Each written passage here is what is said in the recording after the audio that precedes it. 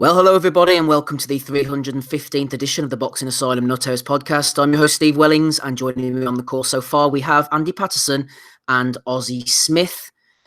Got a bit of Charlie Edwards coming up for you very shortly. I'm sure everybody's looking forward to hearing all about that. ESPN card as well was over the weekend. Andrew Selby, a few other bits and pieces. We've got a couple of guests lined up as well for episode 315. A few questions, value of the week, some previews. We'll give you a packed couple of hours of entertainment, hopefully more so if Gabe comes on, as he said he was. Rapping Bob Kelly usually jumps in as well. No Smido tonight, unfortunately. So disappointment there for the ladies. Let's start off, shall we, in the Leicester Arena. Sam Bowen against Jordan McCorry, headlining on BT Sports. Nathan Gorman as well. Wasn't really an action-packed 10 rounds against Kevin Johnson, but he got the job done. Sam Maxwell, more entertaining against Sabri Sadiri. CJ Challenger got a win over friend of the pod, Kyle Haywood. It wasn't to be for poor old Kyle. Let's start off with you, Ozzy, shall we? This BT Sports card. Sam Bowen, in entertaining affair. I thought he got hit quite a lot. McCorry brought a lot more to the table than I expected him to do. He had a real good go until Bowen put him away in the 9th round. Correct. It was a good British title fight, I think it's fair to say. It was, I agree with you, McCorry produced a lot more than I thought he was capable of. He asked questions of Bowen, caught him with a few shots as well, and Sam didn't have it all his own way. I think it was a good fight for him. After the fight, they said that he'd had a real bad stomach bug the week before, and which had him bedbound for a few days, and he'd been nursing a hand injury. But they said, like, look, we're not taking anything away from Jordan McCorry. He took some big shots in there, and he gave as good as he got. But Bowen came through with a decent enough stoppage, leathered the body towards the end, and McCorry just couldn't cope. But no, it was a good fight. I enjoyed it. It was better than I thought it would be. Nathan Gorman, I mean, what's the point in bringing Kevin Johnson over? He just doesn't ask any questions of anybody, does he? I mean, look, I understand it was an extremely late notice opponent, and to be honest, I'd rather have seen. I mean, Johnson's a better opponent than that Brazilian UFC guy. He should have been in with that Maldonado. But did we learn anything more from Nathan Gorman? No, but he showed decent shot selection. But it takes something. You've got to be a big puncher to get rid of Kevin Johnson, because he knows how to soak everything up and take the shots and roll them, etc., things like that, and not take them full on. One thing I would say on Gorman is that in terms of a physical look, compare him to 12 months ago, I think he looked shape-wise, I think he looks in excellent nick. He's brought a full-time nutritionist on board now. It's only his second fight with him. So, look, he clearly knows he had to address his condition, and he's going about that the right way. So that's obviously a positive from Gorman. And I think now he needs to get some sort of plan together with Frank. Look, go out there. Let's see what we're going to do. They're talking about the Dubois fight. Go and get him a couple of fights in between, decent stepping stones, ones that will bring out the best of him, not, like people like Kevin Johnson and Kajanu as well, who I think at times he did look a bit, Gorman did struggle with him. Sam Maxwell against this Sabri Sadiri. What a good fight. I mean, Maxwell pulled it out of the bag because he was getting beat. He was losing the fight, in my opinion. I just didn't see how he was winning. And then Sadiri got a bit cocky and was showboating in the final round, and just a simple 1-2, and bang, it was lights out. And you could see how much it meant to Sam Maxwell getting that literally with seconds to go in the extremely late stoppage. But at the same time, with somebody of his talent and amateur pedigree, you would expect him to come through with relative ease and flying colours against an opponent like this. So a bit to work on. They're talking up the O'Hara-Davis fight moving forward. I think Davis would be more than happy to take that, particularly now that he's seen Maxwell has been, one, he's been dropped twice, two, he can be hurt and struggle against relatively limited opposition. The area title fight, again, 97-95. It was an extremely close fight, produced the goods. They always do. You've got two lads looking to make the step up in the pro game, and an area title fight is the perfect fight for it, and it works extremely well. I wouldn't mind seeing the rematch, to be honest. Thought it was good.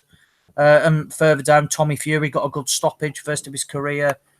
Troy Williamson got another run out. Leon Woodstock returned, and Willie Hutchinson. So, criticised the card last week. I thought on paper it was pretty poor, and I mean, going into it as well, it was. But to be honest, I think it was one of those that probably by accident some of the fights turned out better than were actually expected.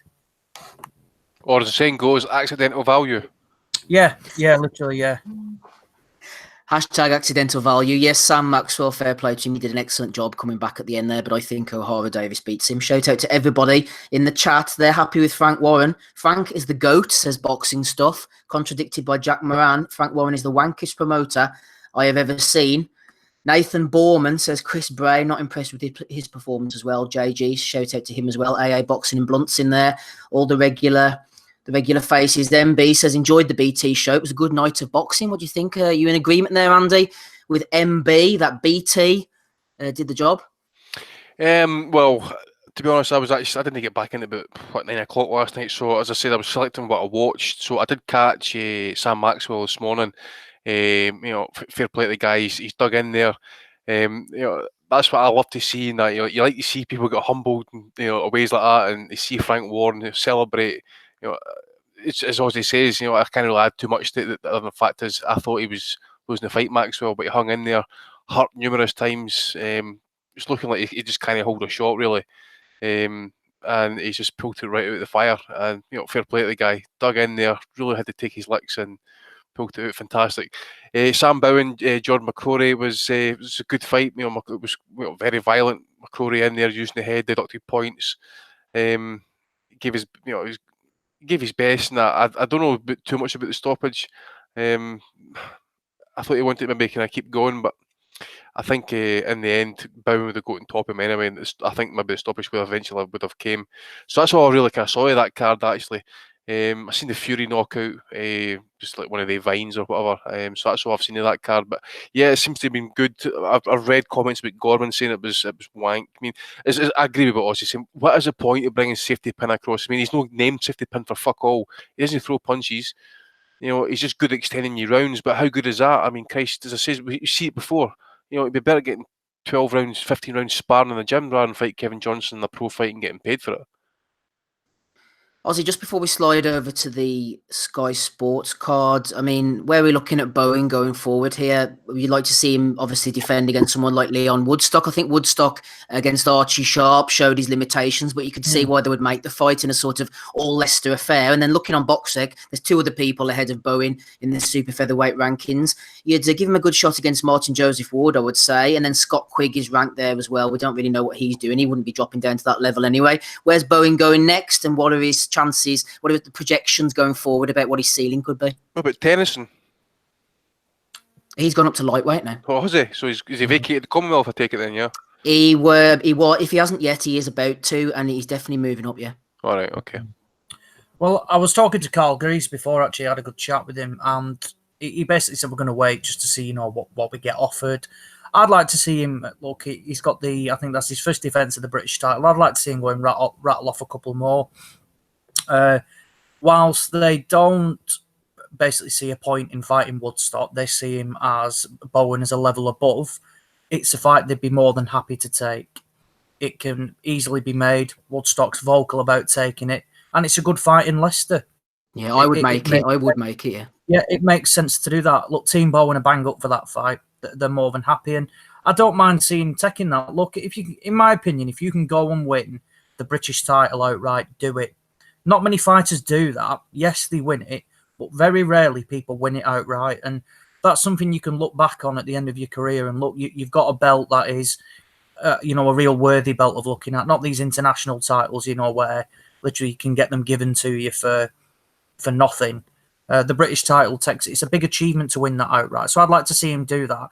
Go and beat Leon Woodstock, and then go and, I don't know if he'll probably have a mandatory, if the Ronnie Clark fight crops up again.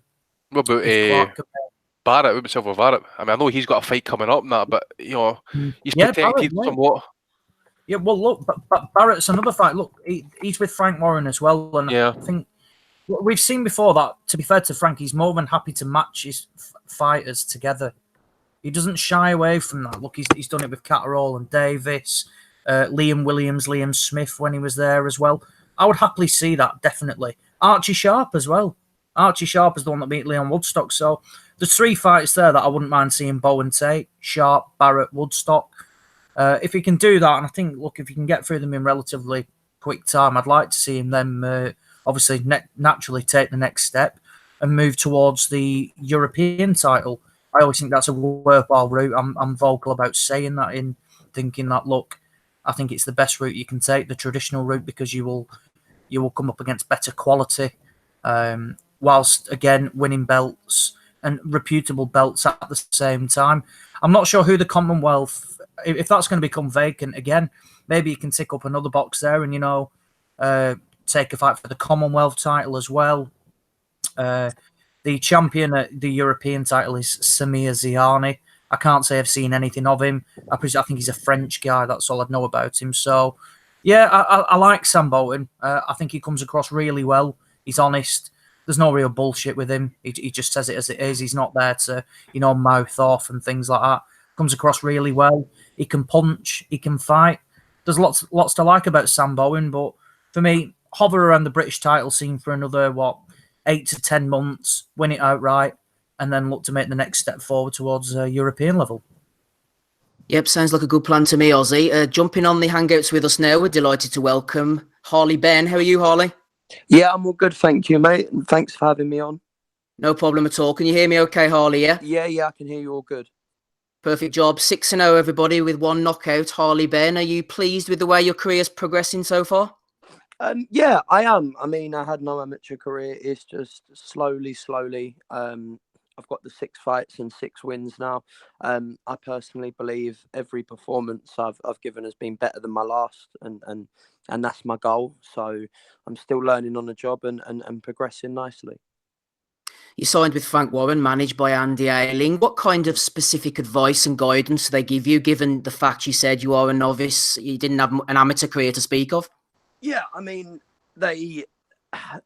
it's I mean, with the surname that I carry as well, I think people at the start of my career maybe thought that it was going to be a massive explosive start and things like that, and that wasn't the case. So Frank and Andy knew that it was going to be I'm a work in progress, and knew I was going to take time, and they're not rushing me.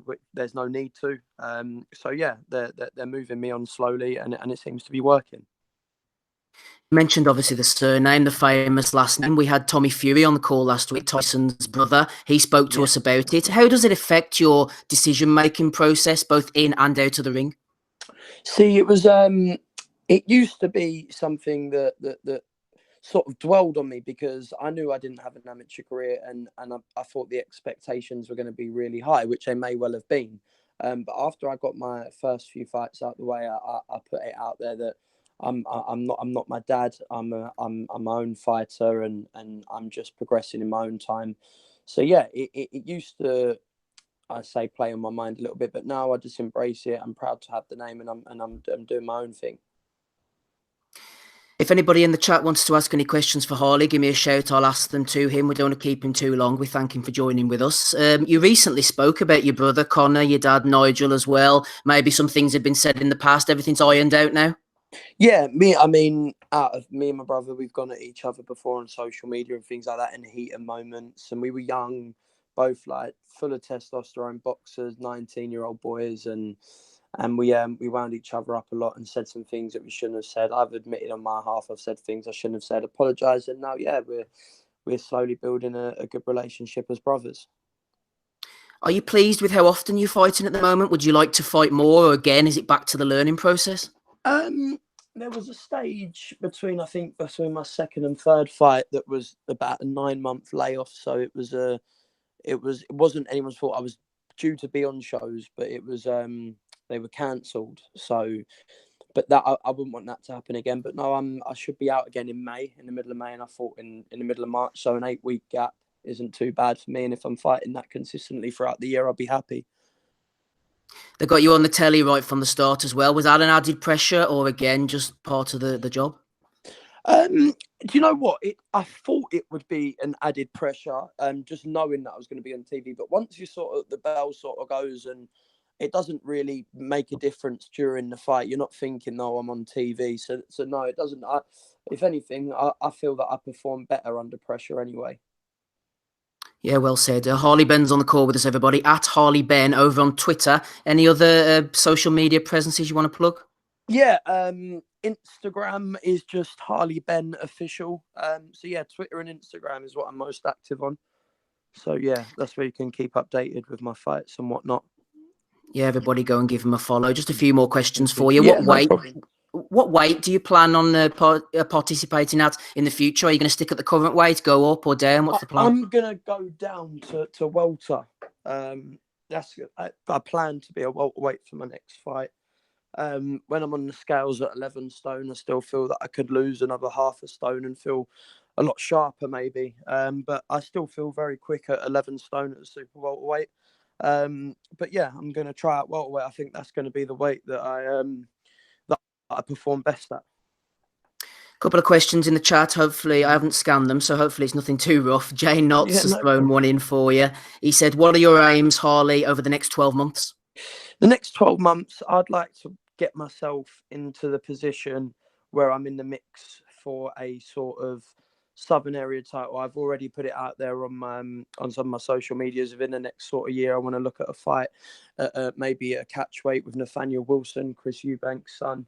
I think that would be good. It'd be exciting, and that's where I want to be within sort of the next 12 months. Looking at something like that. Yeah, going for somebody like that. Are you looking to ignite the old sort of Eubank Ben, or? I think that excites me. That does, because obviously it was a great era, and it was very exciting. I mean, I don't think you'll ever get that again. If I'm honest with you, I'm just speaking brutally honest. I don't think you'll ever get that again.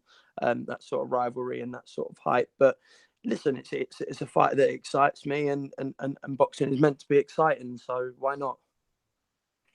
JG's jumped in. He said, "Ask Harley, does he feel pressure with carrying the name, or does he prefer that Connor tends to get more while he can go under the radar?" I mean, I at the minute I don't mind being sort of under the radar, as you'd say, because I'm working on my craft, and I do believe within the next 2-3 fights, people will really start seeing that I can progress in this game. And people on my debut, people didn't think I would make it to 6-0. So I just want to now prove more people wrong and carry on going.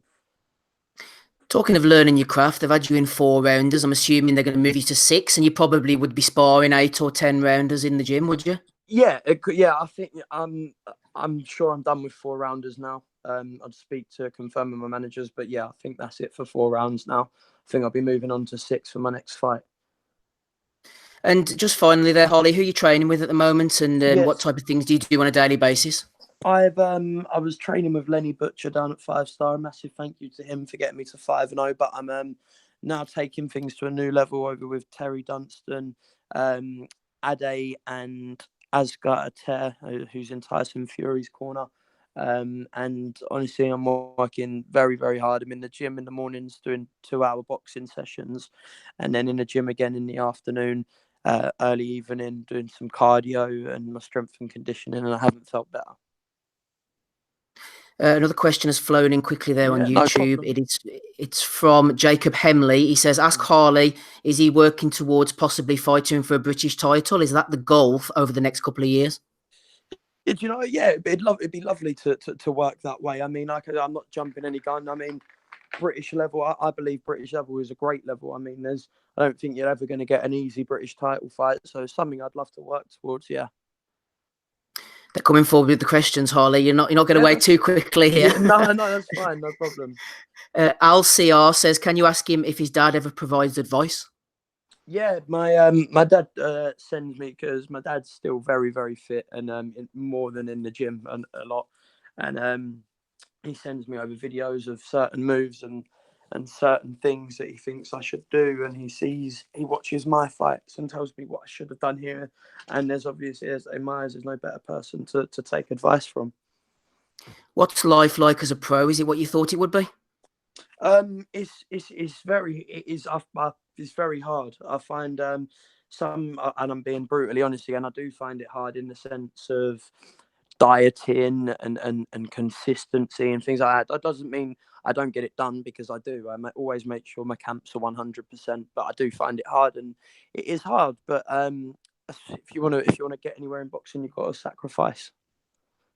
Well said. At Harley Ben over on Twitter, everybody. Really appreciate you coming on and speaking very candidly, Harley. Thank you very much. Yeah, but I just want to shout out TB Promotions. They're just they're stopping knife crime on the streets and getting people into the gym and putting on some great white collar shows. So shout out to them guys too, and thank you very much for having me on.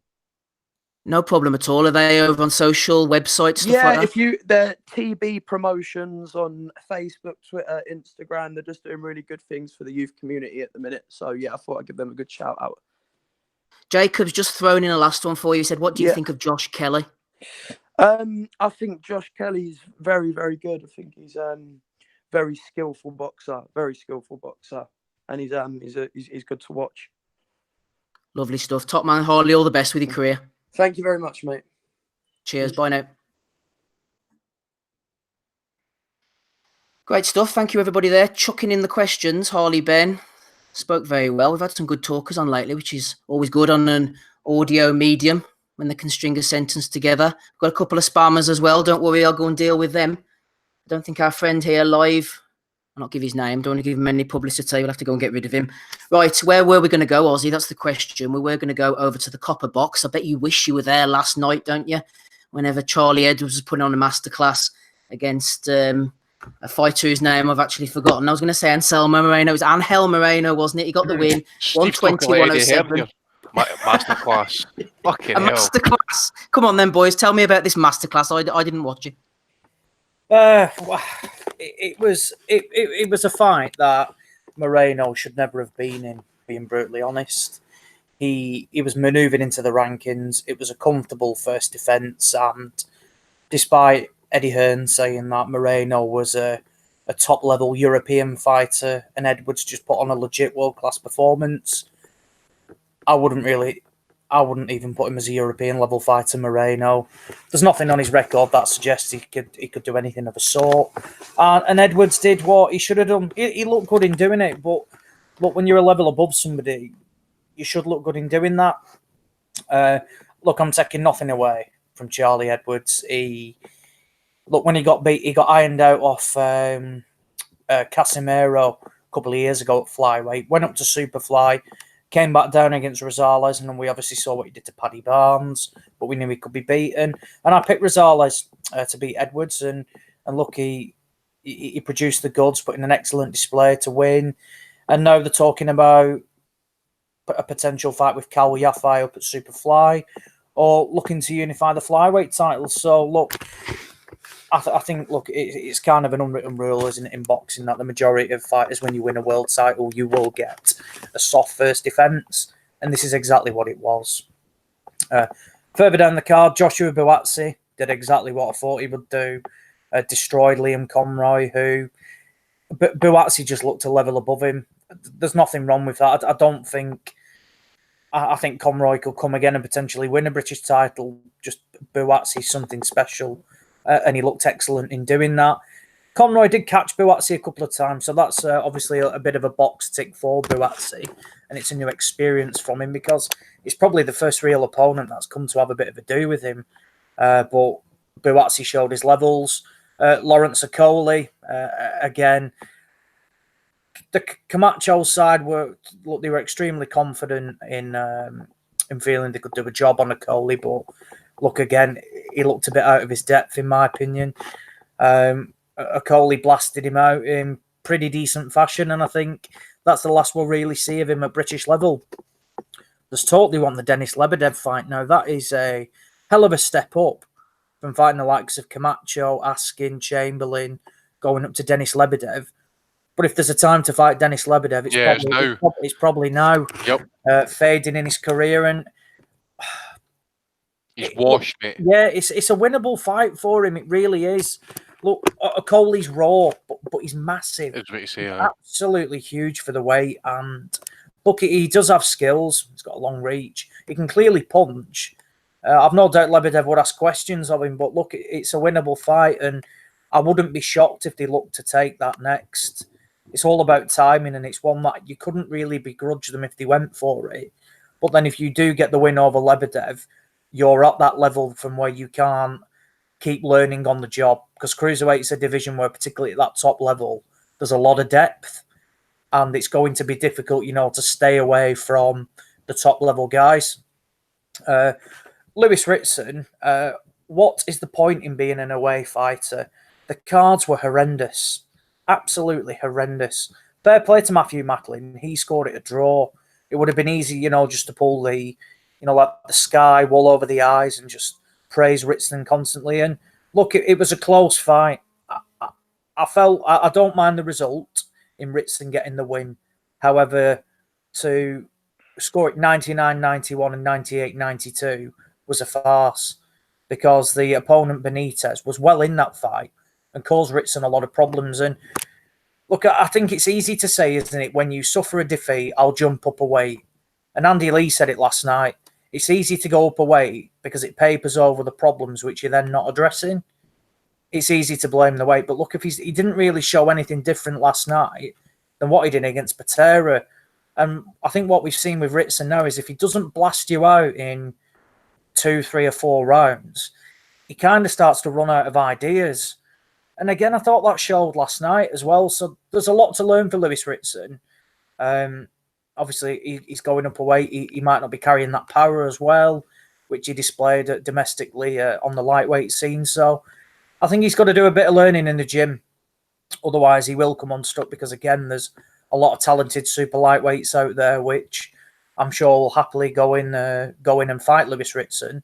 So that's going to be one to watch. And aside from that, there was an upset for the away corner, actually, thinking about it. Chris Adaway beat 6-0, I think, Steve Goodwin prospect, Tom Ansell. So obviously that was good to see. It is a rarity, particularly, for your journeymen. But fair play to referee Lee Every. You see it all too often, I know, particularly on the small hole scene, where away fighters turn up and a draw is a good result for them if they can get it on the card. So, yeah, Chris Adaway upsetting the apple cart. And then there's a couple of others. Shannon Courtney. I actually thought she looked pretty decent, but the opponent was just garbage. It's like they plucked her out from some sort of, just some like backstreet alley, where she's working down there or something. She looked horrendous. I think she forgot a groin protector or something like that, so they had to run in the back. She turned her back when she got punched, but then after that, fair play to her, she took some big shots and just kept coming. Absolutely zero ability. It was the Dave Allen form of defence, just using your head, not trying to block any punches or anything like that. So, but no, Courtney looked decent. You can't judge much off it, like I said, but she shoved a few shots, etc., things like that. So no, so again, the card was okay. It wasn't spectacular. It wasn't stacked like Sky have referred to it, but it was okay. I don't mind seeing Joshua Buatsi win a British title, and he's a level above that. That's fine. It's all part of a development. Okoli, again, he's won the British and Commonwealth titles. Fine. He will move on. Ritson, again, unexpectedly got exposed, and Edwards got a soft first defence. So, yeah, it was an okay night from where we saw. We learned things about some of the fighters and didn't learn things about some of the others. Yeah, Editing King Ozzy jumped in and said Ritson looked good for 2 or 3 rounds, then reverted to type. It's a balancing act, isn't it? It's a tightrope act sometimes, moving them on. They obviously moved Ritson on too quickly, but then someone like Bradley Skeet, I was going to ask you this question earlier, but then Harley came on, obviously, so we went and spoke to him instead. But you were saying about Bowen, and I agree with the Woodstock fight. I'd like to see him fight Kakachi, maybe Archie Sharp. I agree with all that. Then also there's the Bradley Skeet syndrome, isn't there? They hang around at a level for too long and become stale, and then when they do step up, it's too late. And then Ritson, opposite for that, he moves up too quickly. So it is a tightrope act about the matchmaking sometimes. It is, yeah. To be fair, though, in terms of the Ritson situation, look, I think he won the British title outright, didn't he? He blasted through the level. So in reality, you only have one fight in between fighting Patera, being realistic. Look, you get 3 quick defences. You get an in-between European level fight and go up there. But let's have it right. Sean Dodd had a close fight with Patera. He got the result, Dodd, but it was an extremely close one, and there was an argument Patera won. But, I mean, Sean Dodd is limited in ability. So I think that highlights it. I mean, Ritson just got ironed out. And, I mean, he said last night, the extra £5 helped because I didn't take it to the body. But Benitez wasn't a natural 140-pounder. He was a lightweight. So you're not really answering any questions there from that sense. I agree with the Bradley Skeet syndrome. You can get stale, and because he was so key to win that, it probably did affect him. But again, he went from a level of boxing, at British level, and he jumped straight up to European level against an unknown quantity in the Spaniard. Went abroad. It was in a hostile atmosphere in Bilbao. It's all about timing and getting the right fights. Now, in my opinion, is that a fight that you really needed to take for Skeet? Probably not. Yes, the European title was on the line, but there could have been better opportunities in terms of manoeuvring. He wasn't far off a fight with Jeff Horn, you've got to remember. Mm. And it was literally, it was a case of, it was a toss-up between Gary Corcoran and Bradley Skeet, who Horn was going to fight. So you've got to remember, he wasn't far off getting a world title fight. And then, like I said, they went abroad to Spain because it was basically an opportunity they wanted to take. But in reality, did he need to? Yeah, he may have got a few quid, but like I said, you go into Bilbao. I think he fought about 12:30 in the morning. Like I said, the atmosphere was hostile. It was a completely new thing for him.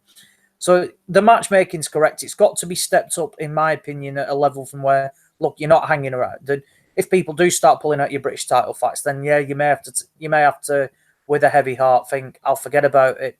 I'd like to win it outright, but I'm not prepared to do 18 months of my career trying to defend it twice, because of injuries, etc., things like that. So it's a difficult game, but that's what these people get paid to do. That's why they have managers.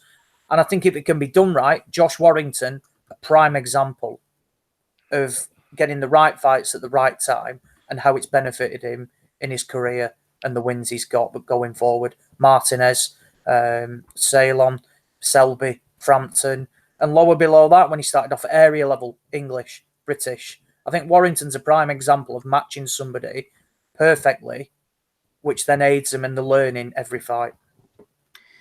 Yeah, going back to this card last night, Andy, on Sky, I'm not going to ask you to comment on Charlie Edwards unless you really want to, but I was impressed by Buatsi and against Liam Conroy. I liked his finishing instincts. I thought they were quality. Once he had him on the hook, he didn't let him off. He got rid of him, so that's a definite plus point. They were talking about Callum Johnson.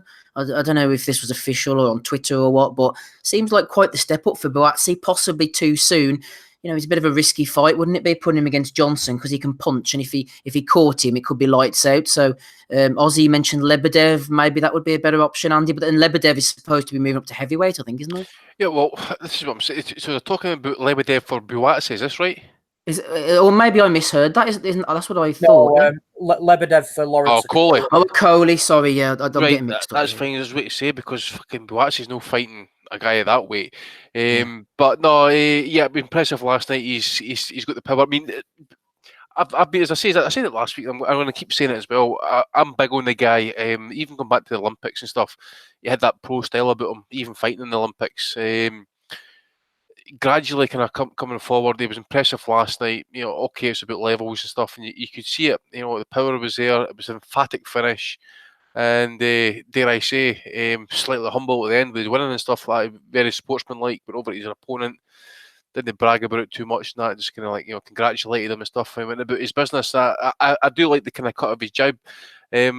I'm trying to look past the matchroom stuff and the fact that he's line with Joshua and stuff like that. I just want to enjoy him for what he is, and it's a good fighter who I think is going to go places. I'm not going to predict anything at the minute, obviously, because I want to see him really, really tested. If we want to talk about domestic level opponents and stuff, then obviously we need to look at the situation with the politics and stuff. But Callum Johnson's, I understand that, but I think we're supposed to be is wanting or is to kind of continue fighting in America. I think we're talking about putting Buatsi onto the MSG card with Joshua. That's obviously a logical move, considering he's Joshua's fighter.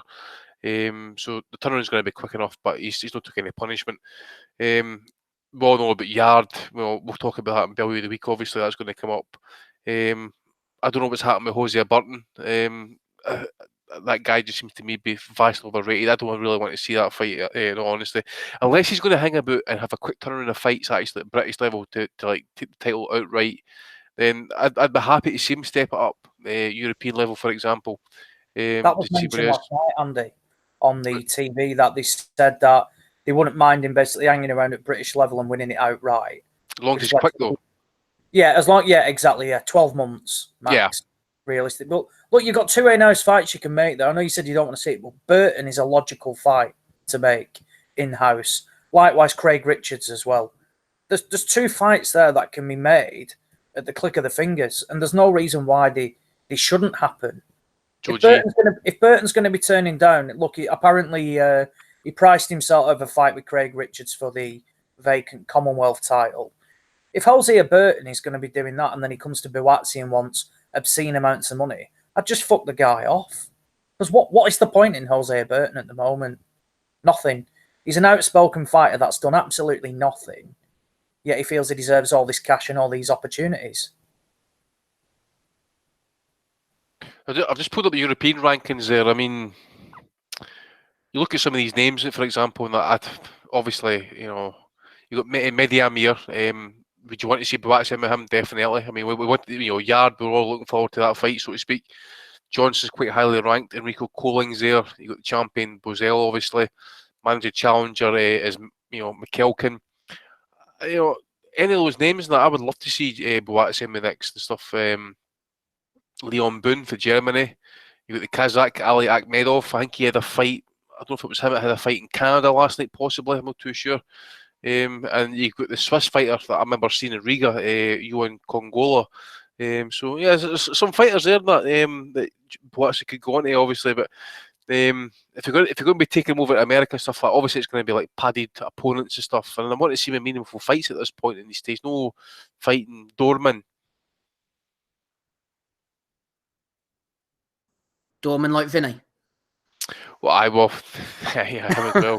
He's a super middleweight, I suppose. Yeah, but it's fighters like that ilk, because we all know, we can see it, but he has got something about him. What is the point of kind of fucking beating a road sweeper or a bin raker or whatever? And that I want to see him in amongst the titles, European levels, guys at maybe the top 10 at European level and that, because he's clearly got the talent, I think. And we just need to see him tested now to see how much he has got. I think Bob Adjazaf would be a good fight for Buatsi. Oh, I like that one. Switch hitter. Well, he does switch it from time to time, but mainly southpaws. Awkward, isn't he? He's awkward. Yeah, definitely. He was meant to be fighting last night. How did he get on? I think. I don't actually. I can't remember. It was a VIP show, but I didn't see his opponent on the. I think it was an 8 round or something like that. He was fighting there. Yeah, they need to get him in, I think. Decent old Bob. Been in a few. He fought Bellew, didn't he? I remember that fight of the year he had on Channel 5 about, 3-4 years ago? That was part of the tournament. And then there was some great fights in that tournament. Yeah, I remember that, actually. Matty Clarkson, Travis Dickinson, yeah. What a good fight that was. Great fight, yeah. Fucking hell. Right, while Ozzy hunts down Bob Adjazaf, we shall move on. Rapping Rob Kelly's with us. I'm going to read out a question that we got sent in, from C.A. Watson. We'll not answer it now, but if I throw it out, at least everybody on the panel and everybody in the chat will have a chance to think about it, and we'll maybe get a better quality of answer so they're not just throwing it in people's faces. So C.A. Watson jumped in a couple of weeks ago and he said, been listening to the show for a while now, but I've never got in contact before. Love listening to you guys on the way to and from work. Thank you. I liked the fantasy question, said CA, from a few episodes back about tag teams. That was from Danny Young. So I thought I'd ask one of my own. What attributes would you take from current fighters to make the perfect fighter? For example, you could have the right hand of Wilder, the footwork of Lomachenko, and the chin of Amir Khan. He puts in at the end there. You could mix the question up by looking at past and present fighters. Thanks and keep up the good work. We shall look at past fighters in a future episode. But for later on in the show, if everybody wants to have a think about making the perfect fighter, we'll have a right hand, a left hand, a jab, a head movement, footwork, and all that. And you can make it up yourselves, guys. But we'll come to that towards... Sugar Ray Robinson just ended the discussion right there. Yeah. Good job. There you go. That's one for that's one for our future. But for current guys, you can throw in whoever you want with their different attributes, everybody. And we'll come to that at the end of the show. So thank you to C.A. Watson for throwing that one in. I'm not sure about the chin of Amir Khan. I think he might be trolling there. What about the beats of rapping Rob Kelly? That would make up the perfect singer. Rob, are you my fourth favourite Irish artist still behind Bewitched, Shadiah Davitt and Crystal Swing? I'm just happy to be in that kind of esteemed company. Do you know what I mean? Artists. Shoot for the stars, you get the moon, baby. Shoot for the stars. Hey, Rob, talking about shooting for the stars, we had BT Sports last night and we had Sky Sports. Tell you what, you had some choice, some pickings. Well, as you know, I'm Mr. Saturday Night, so I didn't see anything last night. I was out. I saw the Maxwell knockout. Pretty much nothing else. So if you want to fill me in, I'd be happy to add my contribution and spoof my way through it. I wouldn't worry too much about it, Robert, because if I would recommend that you either go back and listen to the YouTube or listen to us on iTunes during the week, because there was a little bit of value to be had, but not a great deal. But I was about to move on to the ESPN show. Maybe you saw some of Bogdan Dinu. No, unfortunately, I missed Bogdan Dinu. Bogdan ding dang. Nobody's called Bogdan was ever any good at boxing, were they? Up there with the Sri Lankans, just pouting and pouting, pouting. No, I didn't see the ESPN card either. I have a casual this week. I saw the ESPN card that was announced though, and I'm here for that. Well, you know what? That was the next thing I was going to ask you. Forget about Kubrat Pulev, who I thought was going to be Tyson Fury's next opponent on June the 15th. Instead, he's got someone who has a glowing endorsement from Andy, unbeaten German Tom Schwartz. This is going to go brilliantly, isn't it? He's number 2 with the WBO. Turn me loose on this one, by the way. Turn me loose on this one. Well, I think I won't go too crazy because I know Andy's going to rage on this one. But like, I'll just put it in perspective. Like, we always get stick for saying we're anti-Matchroom, we're anti-Eddie Hearn, which we probably are, right? Well, I am anyway. But I'm only anti them because they talk bullshit. And, you know, I was appalled by this Miller fight, even though I could see it happening. But then you look at the other guys and you look at Fury's success. We're so happy in Christmas. Fury and Wilder have got it on. Not only have they got it on, it's a classic. It's gone viral. Everybody's talking about it. And Bob Arum, the Bob father, was sitting back, thought, I'll have a piece of this. Joshua's tied up in the zone. I'll have a piece of this. And now we've got the 3 heavyweights on 3 different networks, no closer to any of them fighting each other. And we're getting Tyson Fury defending his lineal title that they're running with to date against Tom Schwartz from Germany. So, you know, he said he's going to be fighting a top 5 guy, not Luis Ortiz, not Dillian White. No, Tom Schwartz.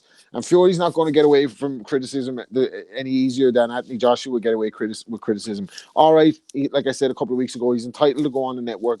He's entitled to get his money. Good for him.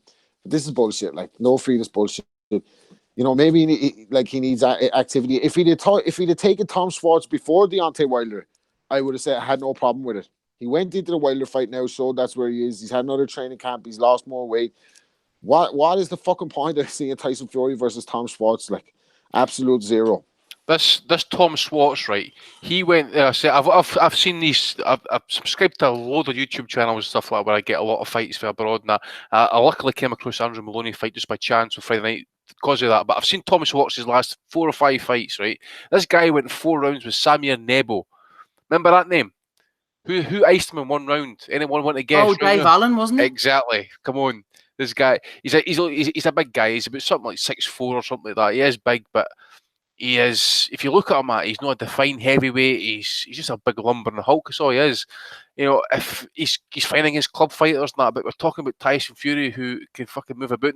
This move, ever since the Wilder fight, this has just turned into a kind of political, business model. They're all vying for their own positions. Wilder's political a free agent as such, that he's kind of doing the Ray Leonard thing. He's putting himself out to the highest bidder, I suppose, to a degree. Fury's kind of like, he's come back. He said this big fight, this big result, so to speak. He said this big moment in his life, and that he's had this big fucking transformation. And he had ESPN threw the cash at him. And he's thinking to say, right, okay, now I've got a bit of leverage here. What do I do? Right, okay. He's seen Joshua struggling with the DAZN thing, right? Obviously, they're really struggling at the minute with the subscriptions and that. So Fury's like that, right? Okay, we'll sack off Wilder to the end to probably the middle of next year. We'll find somebody in the top 5, the WBO, and then we'll force Joshua's position, right? So it's clearly, they're trying to, they're politically trying to get themselves into a position here, trying to force Joshua fight now, because other than the ESPN deal and having slightly more cash, I suppose, to a degree, I would think, there's no way they're going to be able to force that Joshua fight. He needs to do what he did with Klitschko. He needs to get that mandatory position. Unless someone's going to throw stupid cash at Joshua, there's 0 point of fighting Tom Schwartz. Because we say there's only 3-4 fights tops we want to see in this weight division, and none of them are going to be happening anytime soon. So we can sit here and moan about it for the rest of this year. It's going to be no fucking good, right? It is what it is. So it's like clear that Fury's going to look for the mandatory position. Joshua's fighting a fat mess. Wilder's fighting a guy who there is genuine beef there. We're not talking like say IFL generated beef. There's genuine fucking issues with these two guys and stuff like that. So that fight might be something decent. So other than that, there's nothing else to kind of come about it. As the guys are all saying during the week and that when the news broke, and Tyson confirmed that the heavyweight division is it's a quagmire. That's all it is. Ozzy, looking at Schwartz and Fury, from a stylistic point of view, the thing is about Fury, we've said this on the pod before, he's not afraid to stink the joint out if he has to, and I think that this could be a pretty dull fight between two behemoths. I have a feeling now that I think he will look to get him out of there if he can do. Schwartz poses no threat to Tyson Fury whatsoever. Look, his first two fights when he came back, he weren't great, but he was listening to Ben Davidson, and Davidson said, look, don't get them out of there. Get the rounds in. He boxed against Wilder from where he actually took more risks than he probably did in the rest of it in his previous whatever fights. Well, look, he was staying there. Look, he took shots off Wilder as well. I think he'll look to blast out Schwartz relatively quickly. And look, I mean, Tom Schwartz is having fights with... I went down. I was looking at his record, and I saw he won on points against Ivica Bakurin, who is well known on the shores of the UK. It's being used against like young heavyweight prospects, and he beat the guy by a point. Ivica Bakurin's rubbish. Did he really? Yeah, won by a point. So I mean, look. I think we see the level, and I think Bob Arum's pulling the strings, isn't he? Frank was openly saying that he wanted the fight against Wilder next. I genuinely believe him. I genuinely believe he wanted the fight next. It makes sense. And I don't necessarily buy the fact that, look, we want a profile builder. Tyson Fury's profile in America was as big as anybody's after that fight with Deontay Wilder. Why do you need another profile builder? I just don't see the point of it. I mean, look, I saw Arum say that the Wilder fight's only going to happen in 2020 now. So who are they going to realistically put him in with after Tom Schwartz? Because there's not that many opponents there that people are going to be happy with. Now, if it's going to make Fury mandatory, which the WBO mandatory is going to be called next, if they can fiddle this to some sort of final eliminator, which, look, Frank Warren and Bob Arum are extremely close with the WBO. Warren and Bob organisation, baby. They will be able to do that. Now, if this gets him into a mandatory situation, it gives them some, I say, leverage. The fight has to go ahead, basically, or Joshua vacates the belt. So from that perspective, there is a reason behind it. However, the opponent is extremely underwhelming and it's very poor, and I'll be disappointed if it goes more than 5 rounds. Because at the end of the day, the guy clearly can't really crack. I mean, he's going 4 rounds with that Samir Nebo, who the White Rhino ironed out relatively quickly. So it's a disappointing opponent, but there is some method in it if it can get Fury into a mandatory slot from where the title, I'm sure the mandatory will be called towards the back end of 2019. Great stuff. Thanks, Ozzy. We've got our second guest of the evening on the call now. Delighted to welcome John Rawling. How are you, John? Very well, thank you. Excellent stuff. John, let's get straight down to it. You were commentating on the Sam Bowen show last night in Leicester. There were some good wins for Sam, for Nathan Gorman, and a host of other fighters. It was a fairly productive night overall. It was a tremendous night of boxing. We had a great all-Leicester battle first thing up with CJ Challenger against Kyle Hayward, which was a terrific tight fight. You know, there was a battle of Leicester. Eventually, Challenger just edging him out. And then that phenomenal fight between Sam Maxwell and his French opponent, the WBO European title fight. Looked as though that Maxwell was going to lose it, and he found a knockout punch literally with 10 seconds to go in the fight. So it was an amazing turnaround from him. The Gorman fight left a little bit to be desired because Kevin Johnson, as you know, he's a survivor. He's somebody who just comes to go through the rounds, which he duly did, and Nathan Gorman found him pretty tricky to get rid of. and not surprisingly, that wound up going the distance. And then Sam Bowen, who did pretty much what he would have hoped to achieve. He looked a bit ropey for the first 2 or 3 rounds, but once he settled down into the fight, he's not the prettiest fighter to watch, but he just had too much strength and a little bit too much devilment, I think, for Jordan McCorry. He's a good fighter, is Sam, and he could go a very long way indeed. Yeah, we enjoyed those fights. Gorman, obviously, they're looking to put him in maybe against Daniel Dubois at some point. That will bring the best out of him. Well, before that, there's the British Boxing Board of Control have actually put forward that Daniel Dubois and Joe Joyce should be fighting for the vacant British title. So whether or not that actually happens remains to be seen. But if it does happen, and certainly so far as Frank Warren and Daniel Dubois is concerned, they want that fight. If that is the case, then whoever wins that between Joyce and Dubois, and obviously the Frank Warren side, the Queensbury promotion side of it, hope and believe that it'll be Daniel Dubois, that it could be that there's a big fight against Nathan Gorman, which they've been building up now for some time, later in the year, and that could be for the British title and for bragging rights, I guess, for the best 2 emerging young heavyweight prospects fighting in Britain at the moment.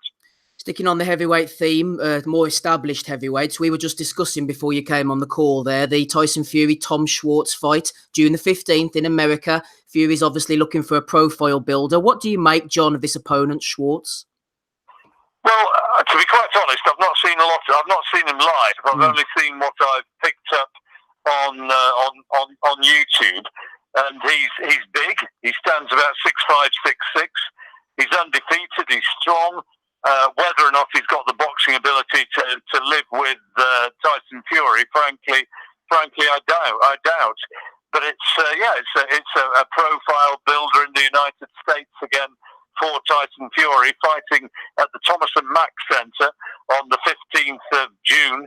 And after his success and the phenomenal popularity of the fight against Deontay Wilder, it's another one to cement his place as one of the draws in the United States.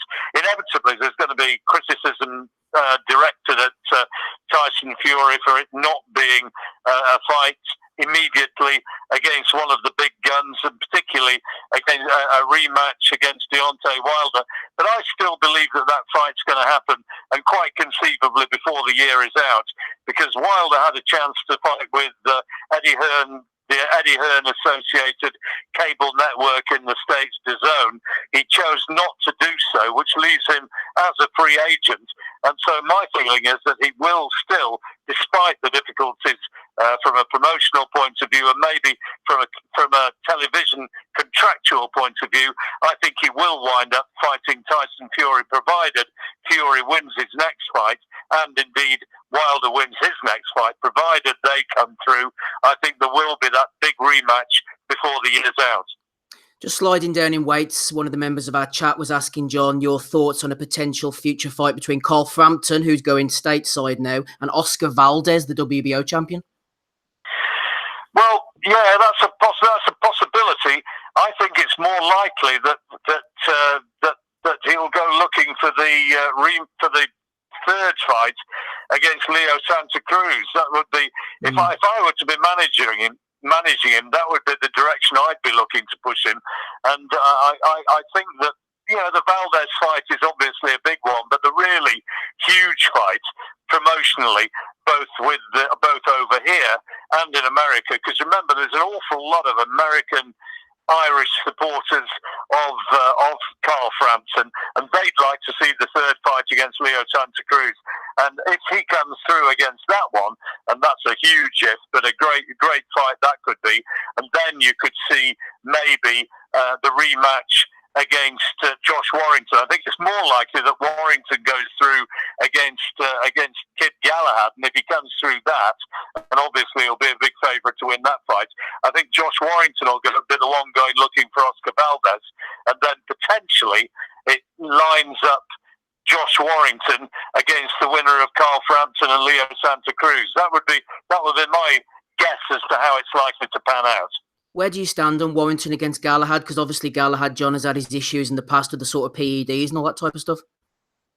Well, Josh has been very strong on this. He's very much against the concept of performing enhancing drugs in boxing, as indeed anybody rightly should be, because you're talking about a sport where people can and do get seriously hurt, and you want it to be a level playing field. You don't want drug-induced athletes to be prospering in boxing. But having said that, it's 5 years ago that he tested positive. He served his time, he did his ban, and he claims that he's 100% a clean athlete now. And as the rules of the sport stand, he's perfectly entitled to fight.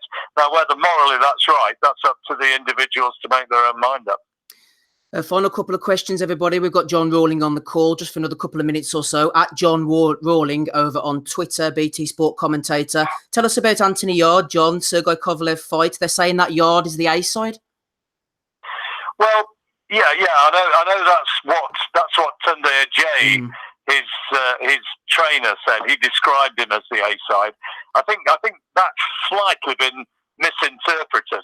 I think what that really means is if that fight's going to happen, and I think there's a very strong possibility that fight will happen now that Yarde's been put in as a mandatory challenger, they will go wherever the biggest financial rewards are to be made for that fight.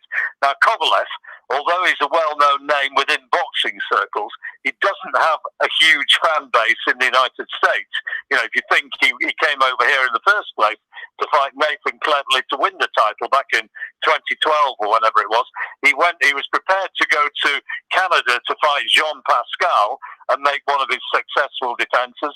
And I wouldn't be at all surprised if Kovalev comes over here, simply because a pay-per-view fight here in the UK involving Yarde and Kovalev would be a bigger draw than in the United States. So yes, I do think it's going to happen, and I also think it'll happen here and probably before the summer is out.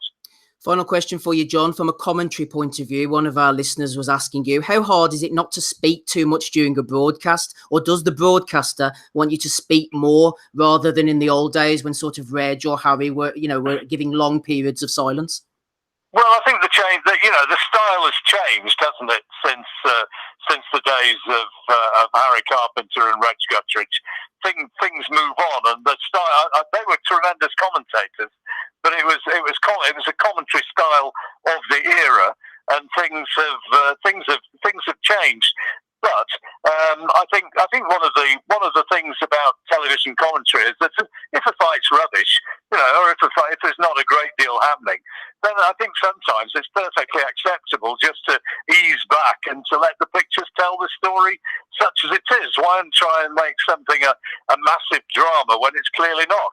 Because you have to have room to move on, and if something really is massively exciting, like that Sam Maxwell knockout last night, then you have to be able to sort of hit the heights when that happens and actually convey the excitement that's there within that particular moment.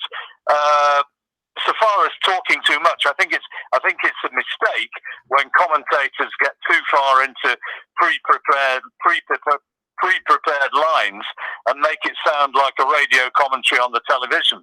And I'm not going to name people who do that, but I do think there are people out there who are guilty of that, and I think that's a mistake. You should be prepared to ease back, let the pictures tell a story, and also bounce off the guy who's alongside you. In my case, it's usually Barry Jones. On radio, I work with Glenn McCrory, and similarly, you have to respect the fact that they've been in there and done it. They're the world champions, you're not, so let them talk. Great stuff. At John Rawling on Twitter, everybody. Thanks for giving us your time, John. Appreciate it. You are very welcome anytime. All the best. Cheers. Bye-bye now. That was good, that, eh? Yep, John Rawling jumping in there with the big questions. Really enjoyed that. The big answers. There you go. What about Anthony Yarde then, Ozzy? What's this thing? He's right about Tunde. I maybe didn't phrase it the best. He was saying about being the A side and that, but are they going to have to bring him over here to make a bit of money? Look, we've seen Frank do it before, where he dips his hands in his pockets to get home advantage, and I wouldn't be shocked to see Kovalev travel. He's done it before. Let's be honest. It's not going to be a surprise if they come to a deal which ends up with Kovalev traveling to the UK. That will not surprise me. And I genuinely believe the fight will happen. I genuinely do. I don't think Frank would have allowed him to get manoeuvred into a mandatory slot just to pull out, just to withdraw. I don't see a point in it. They're all vocal and they all fancy it. So there's a reason why. I mean, it's a massive step up and a huge ask in terms of being the A side. I don't buy that at all. Look, he's not a big ticket seller. People don't tune in to watch him. He's headlined a couple of shows now, and I don't really think he does a lot. But I think the Kovalev fight would drum up interest. That's saying I don't see it doing 20,000 tickets to the O2. Yeah, who said that again? What? Sorry. Tunsey, wasn't it? The trainer, Kevin Mitchell's own trainer. No, it was somebody else in the kind of commentary field. And that I think it was like Andy Scott or something that said that we do 20,000 to the O2 or something. I think that's a very broad projection. I mean, I know Kovalev has got his UK fans, but they're mainly hardcore fans by the way. And there's no like a great lot of us.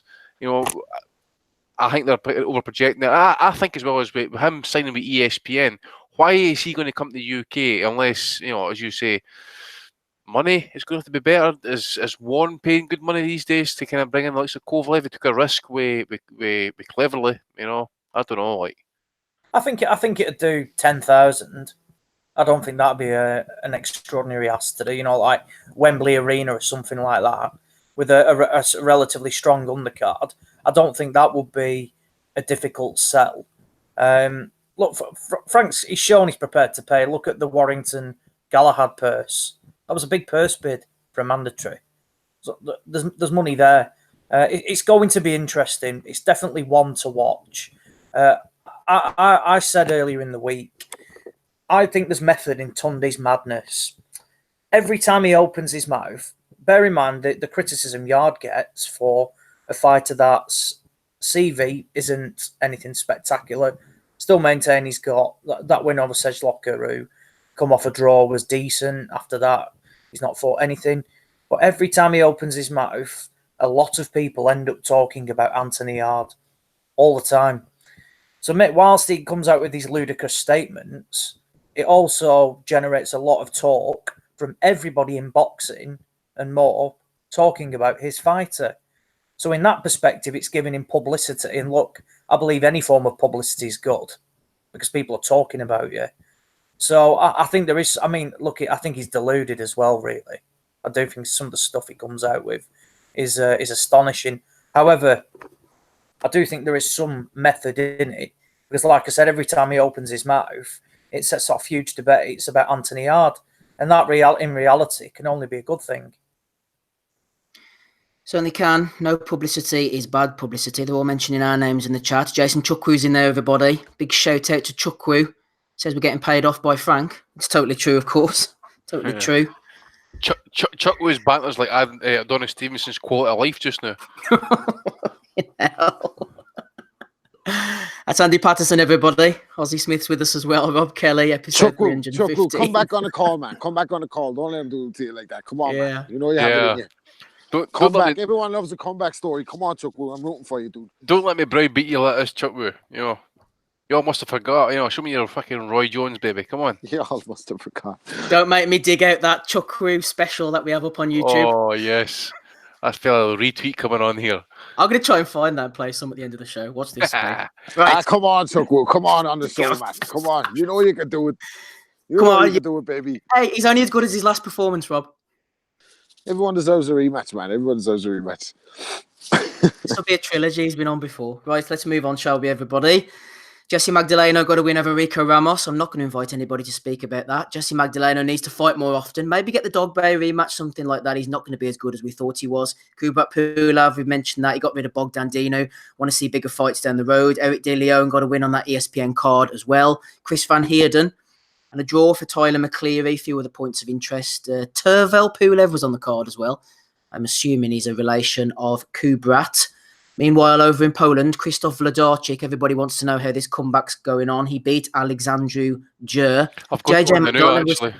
JJ McDonough was supposed to be on that card, Andy, but he disappeared. And instead, this is the fighter we all want to see keeping on going. Kasim Uma Oh, fuck was on me, the card as well. Yeah, I got in touch with a Polish journalist last night. I forget what his name is. He is verified and all that sort of stuff. He was saying JJ McDonough's got a cold or came down with a cold or something like that. So in steps, brain damage, CTE, it's, I mean, why? I mean, Kasim Uma is, how far back we going, Steve? 2005 when he was It's Roman Kamazin. Yeah, I mean, I remember Jermaine Taylor kicking the absolute shit. Well, I'll put it this way: I remember Manny Stewart raging at fucking Jermaine Taylor that night because Taylor was a middleweight. I think Uma was the 154 champ coming up in weight in that, and he pounded on him the full 12 rounds, still couldn't get rid of him, and he's still fighting to this day. He fought. I've seen his last fight in Estonia. He was just an absolute shell himself. And from what I understand, I never saw the fight, obviously, but as I understand it, he actually got stopped last night without even a punch landing. He's had a hard life as well. Wasn't he a child soldier? I mean... Yeah, he was kidnapped and taken into the Ugandan army or something like that. He's had it rough, he really has. Right, before we go on to Selby, Andy, any value to be found in Jason Maloney's... No, it was Andrew Maloney, wasn't it? Yeah, I would get on that fight. That was a very, very good fight, actually. As I said, I pure accident. I've seen a few beers quietly on Friday night, and I seen it come up on my YouTube feed, and that's oh fuck, I'll put it on. And it was a really good fight, actually. Gonzalez was putting on Maloney, who was happy to stand in the pocket, try and wing in good shots and stuff. And it was, you're looking at the fight. Because, well, what happened is Maloney actually got officially, it got dropped, right? It didn't get dropped. There wasn't even a fucking punch got thrown. Basically, what happened was, as Gonzalez, I think he was going to throw a punch, but you could see the way that Maloney threw his shot. He was kind of overreached, but he tried to kind of pull out of it. So he kind of lost his balance at the same time. So at the same point, Gonzalez covers up as he steps in, and it was a female fucking referee. She thought a punch landed. She gave a knockdown against Maloney. I think you said, "Oh, this is fucking corrupt."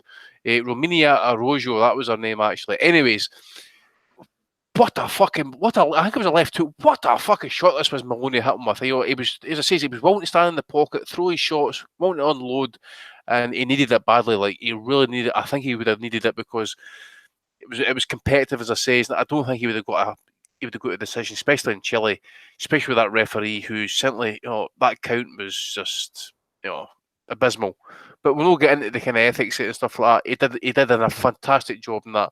It was a great performance, I thought, from Maloney, and I think that now makes him potentially the WBA super flyweight #1 contender. So, yeah, I think makes him possibly, is it Yafai, I think.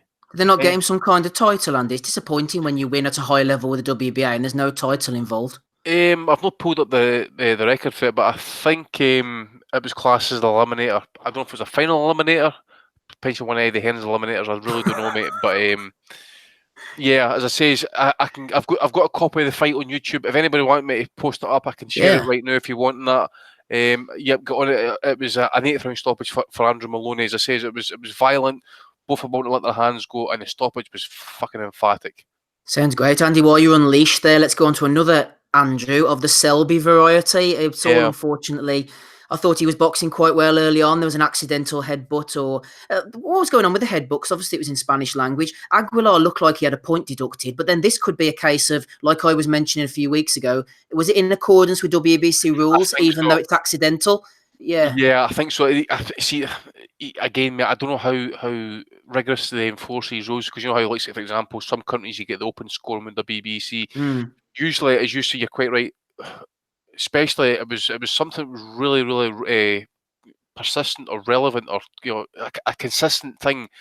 A number of years ago, was if a fighter got cut, then the fighter who caused it basically got a point deducted. It was meant to kind of then help the fighter who received the injury, because obviously if the fight then went to the cards after 4 rounds, it was going to have to be a technical decision basically. So it was felt it was inhibiting the boxer.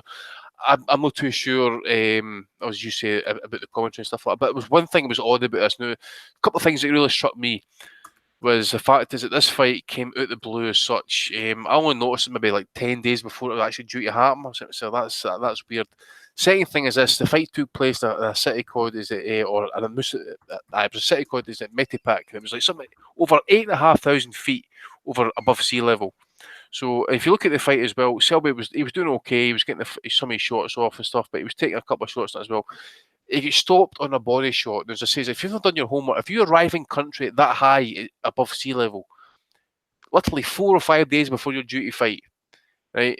And you're in a fucking fight. Now, I remember Willie Lemon fight Eric Morales in a kind of similar situation. He had to fought him at above sea level. It was thousands of feet. I think he got stopped in the 5th round or something. I remember Willie telling me, saying, look, I should have been out there way earlier because, as I says, it was poor preparation. I think, obviously, money's going to come into that as well.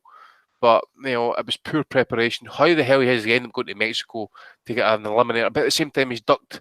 Who did he ducked again, actually? The Japanese fella. He ducked Diego Higa when he was champion or potential number 1 contender. So he's had his chance, right? There's been problems in the past. We all know this. There's been situations, obviously, his mum dying. There's been situations with his family, with his girlfriend, his daughter. He's done stupid things outside the ring. He's got involved. He's got arrested. He's had community orders. He's been a nuisance on airplanes and stuff like that. So mentally, the kid's no right. But that last night, you probably, Steve, you know, it's a tough road back now. You go there and get stopped like that off a body shot that high above sea level, you're never going to kind of get the oxygen back, and you had to be out there 2-3 weeks beforehand to get acclimatised to that.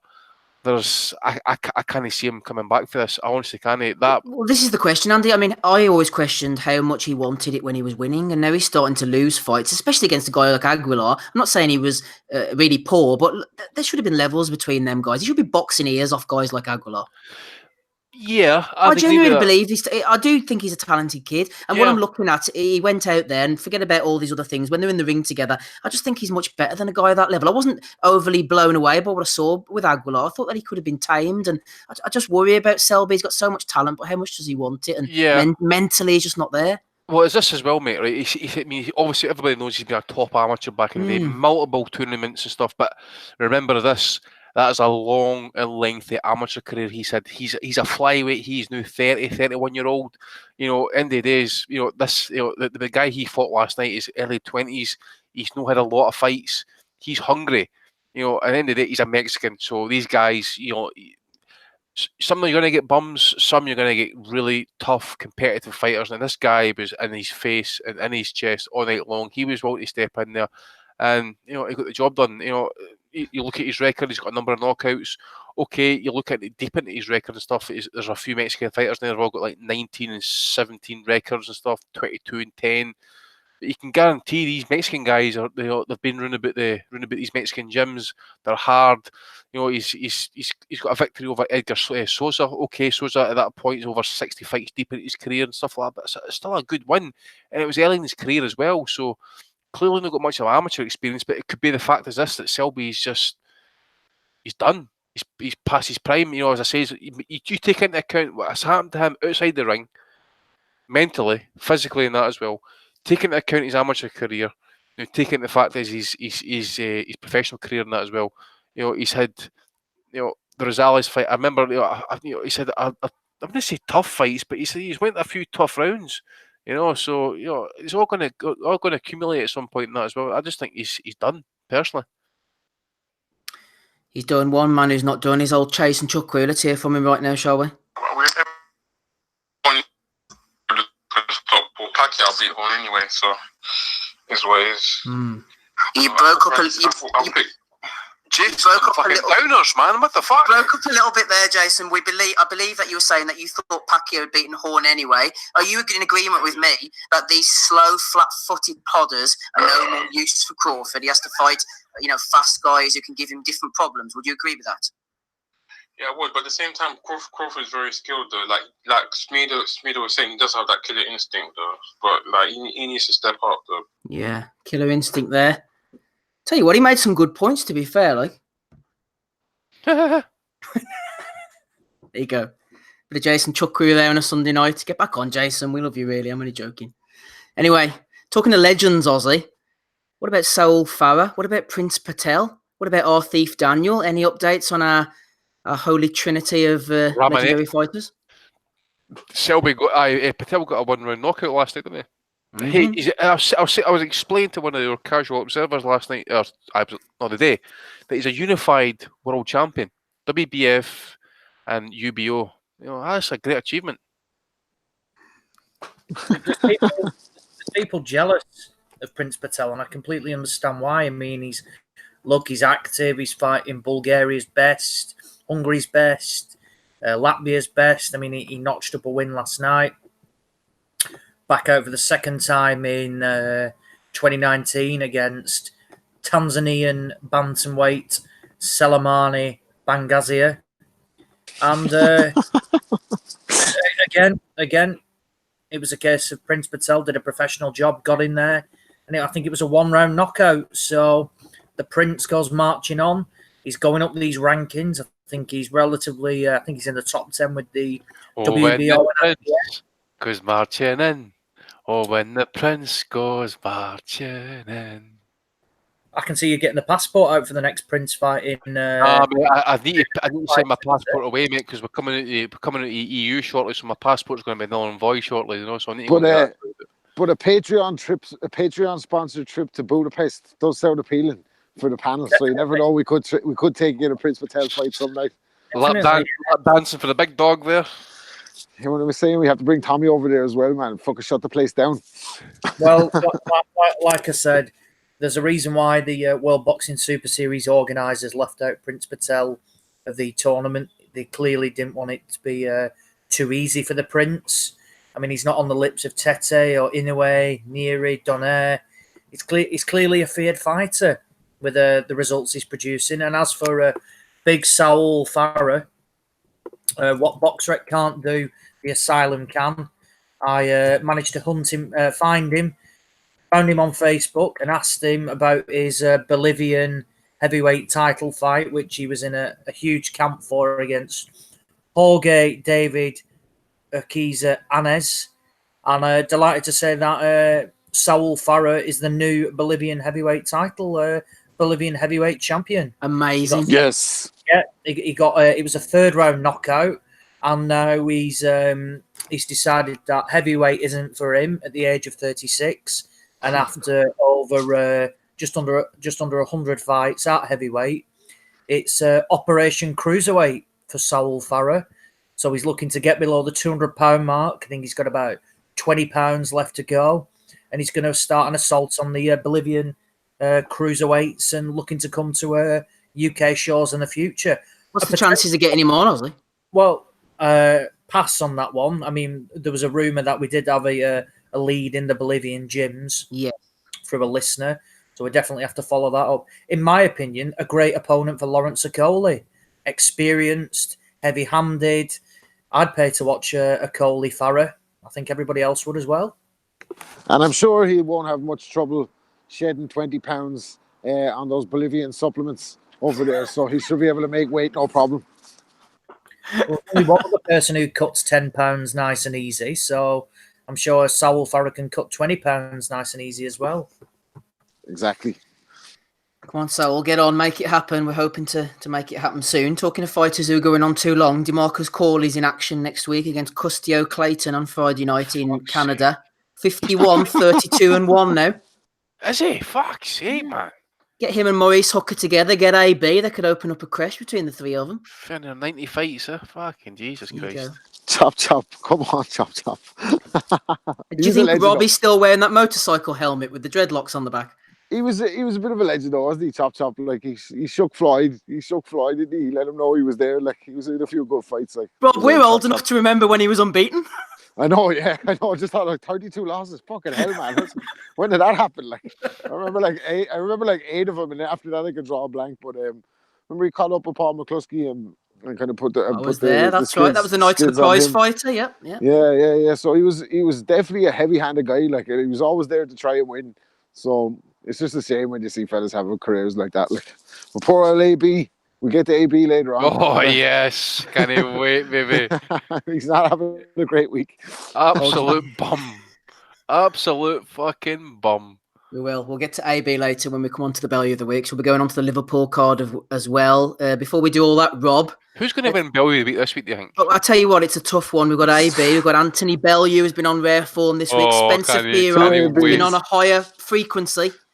2 ABs. And David Icke. David Icke, yeah. O'Hara Davis as well has been getting stuck in there. There's plenty going on, everybody. Yes. Rob, forget about that. Let's get over to Pennsylvania. I know you're salivating about this card here. Frederick Lawson's on it. Ray Robinson, not the original one, but the new version. He's in against Edgius Kavalowskis. What about the main event, though? 16-0 WBC light heavyweight champion Alexander Gvozdyk against Dudu and Gumbu. They always say that your first defence is a soft one, but this guy's abusing the privilege. You tried to say Dudu or Gumbu is soft, Steve. He's a poor man's Herman and Guju.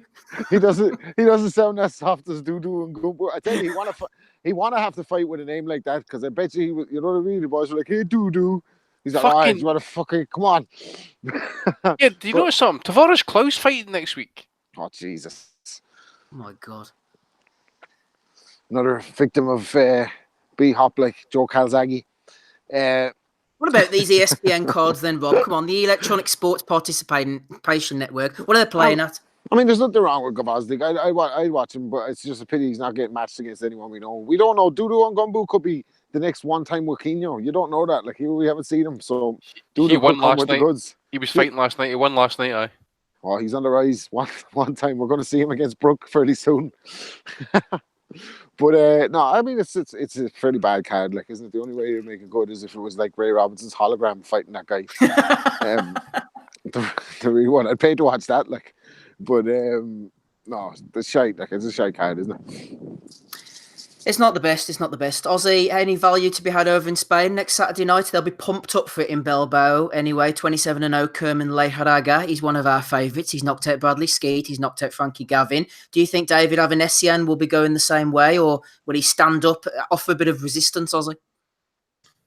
I think he'll offer some resistance. It's an interesting fight, this. A really interesting fight. Look, I think a fight with Lariah, he's seen now that essentially that if you don't really fancy the chances, then you're not going to travel abroad if you don't fancy it. And like I spoke to Carl Greaves, and they really do fancy the chances. Let's have it right. Whilst he stopped, he ironed out Frankie Gavin, but I mean, and it doesn't count for anything. But Gavin pretty much won every round prior to that, and he showed that basically he can be outboxed. So it's going to be interesting. For me, it's his biggest test yet in terms of Avanesian. Avanesian obviously got messed about with the Josh Kelly situation, who pulled out on the day of the fight. I think he got reimbursed some costs for that. He's had full notice for this. I think he's had a 10 or 12 week camp. This is a good European level fight, this. And I think whoever comes through this, and whether it be Lariah or Avanesian, they won't be far off, pushing for like some sort of a world title eliminator or something like that. So no, it's a good fight, and one that I don't think it's on telly anywhere. So it might be one of them where I'll have to, scour YouTube or something like that to see if anybody's uploaded it from that night.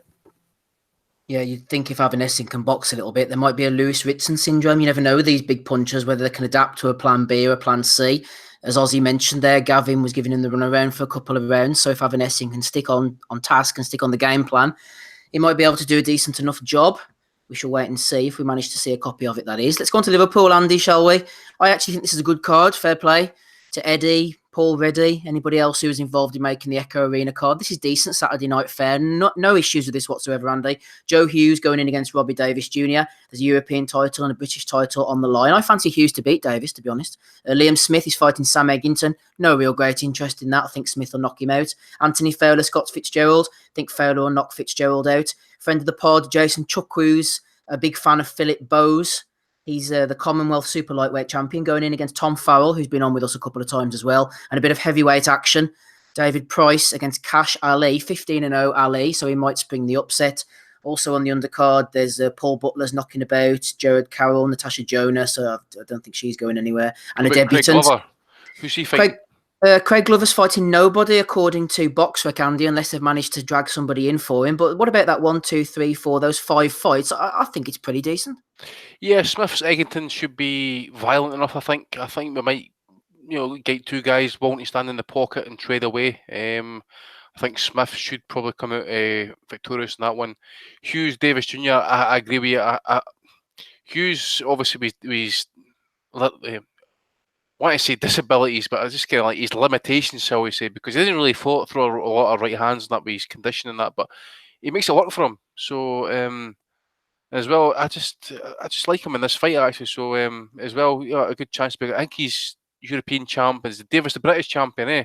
So it's good to see these titles and that as well, kind of locally getting contested, because it used to happen back in the day quite a fair bit in that.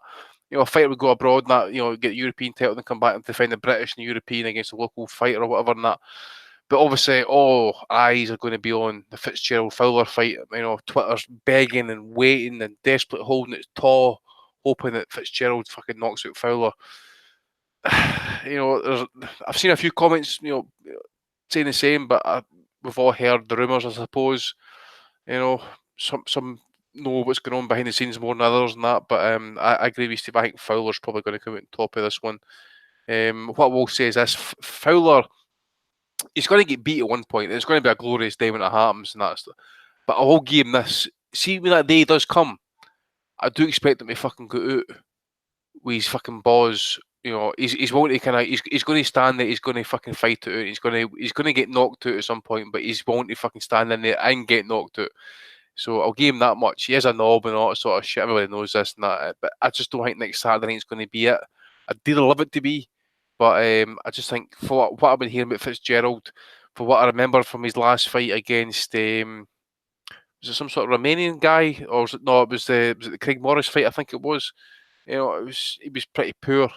And Fowler, as I say, Fowler's not great, and he has got that kind of dirty side to him and that as well. I just think at this point, I was looking at some stuff in that as well as obviously they're on the same team, the same English team, and they won Commonwealth gold medal back in Glasgow, I think it was, different weights and that. But I just think Fowler might be slightly too big for him in that as well. So we'll wait and see. But the rumours going about this kind of bode well, and it's looking like Fowler probably going to win this fight. Yeah, Jason Chukwu's saying in the chat, why does this podcast hate fighters from Liverpool? I actually do hate fighters from particular countries. Anybody else want to join me there? Do you ever think to yourself, you see that wanker from, just Venezuelans, just fucking hate Venezuelans. I hope they all lose. Yeah, do you always I often think that, people from the East Midlands just can't fucking stand them. It's just when you get Anthony Fowler actually. Was he not charging like £20 to get like a retweet or something like that when he was in the Olympics? Remember, listen, he got fined for betting on the Olympic Games fights.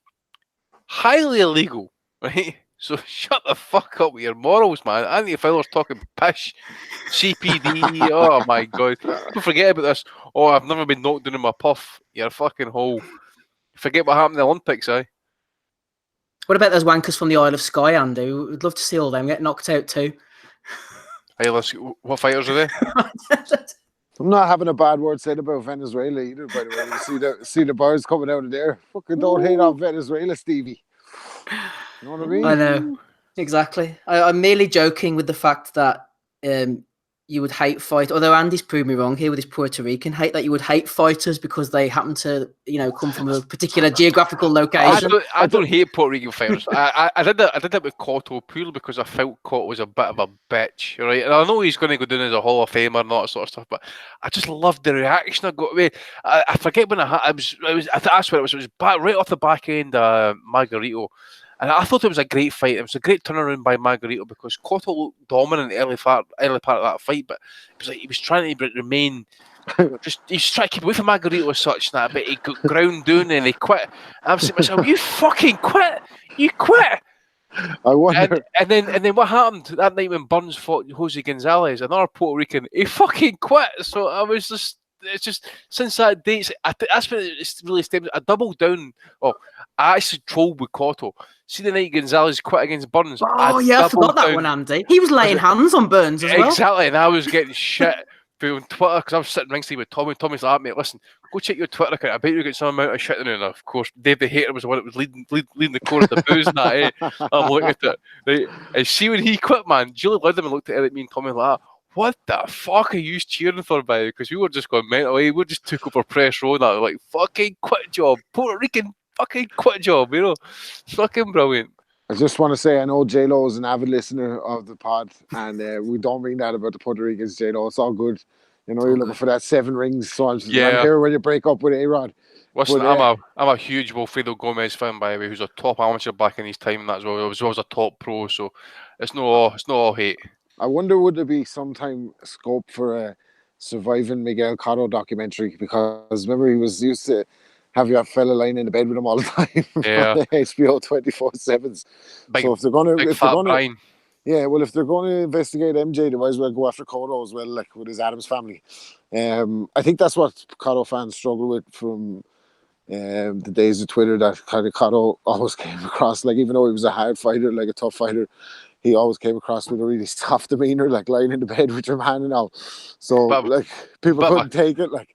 Bit of a cockfag, basically. I don't know, it was just the pink shorts, the lying in the bed with the guy. It was just a bit, you know what I mean?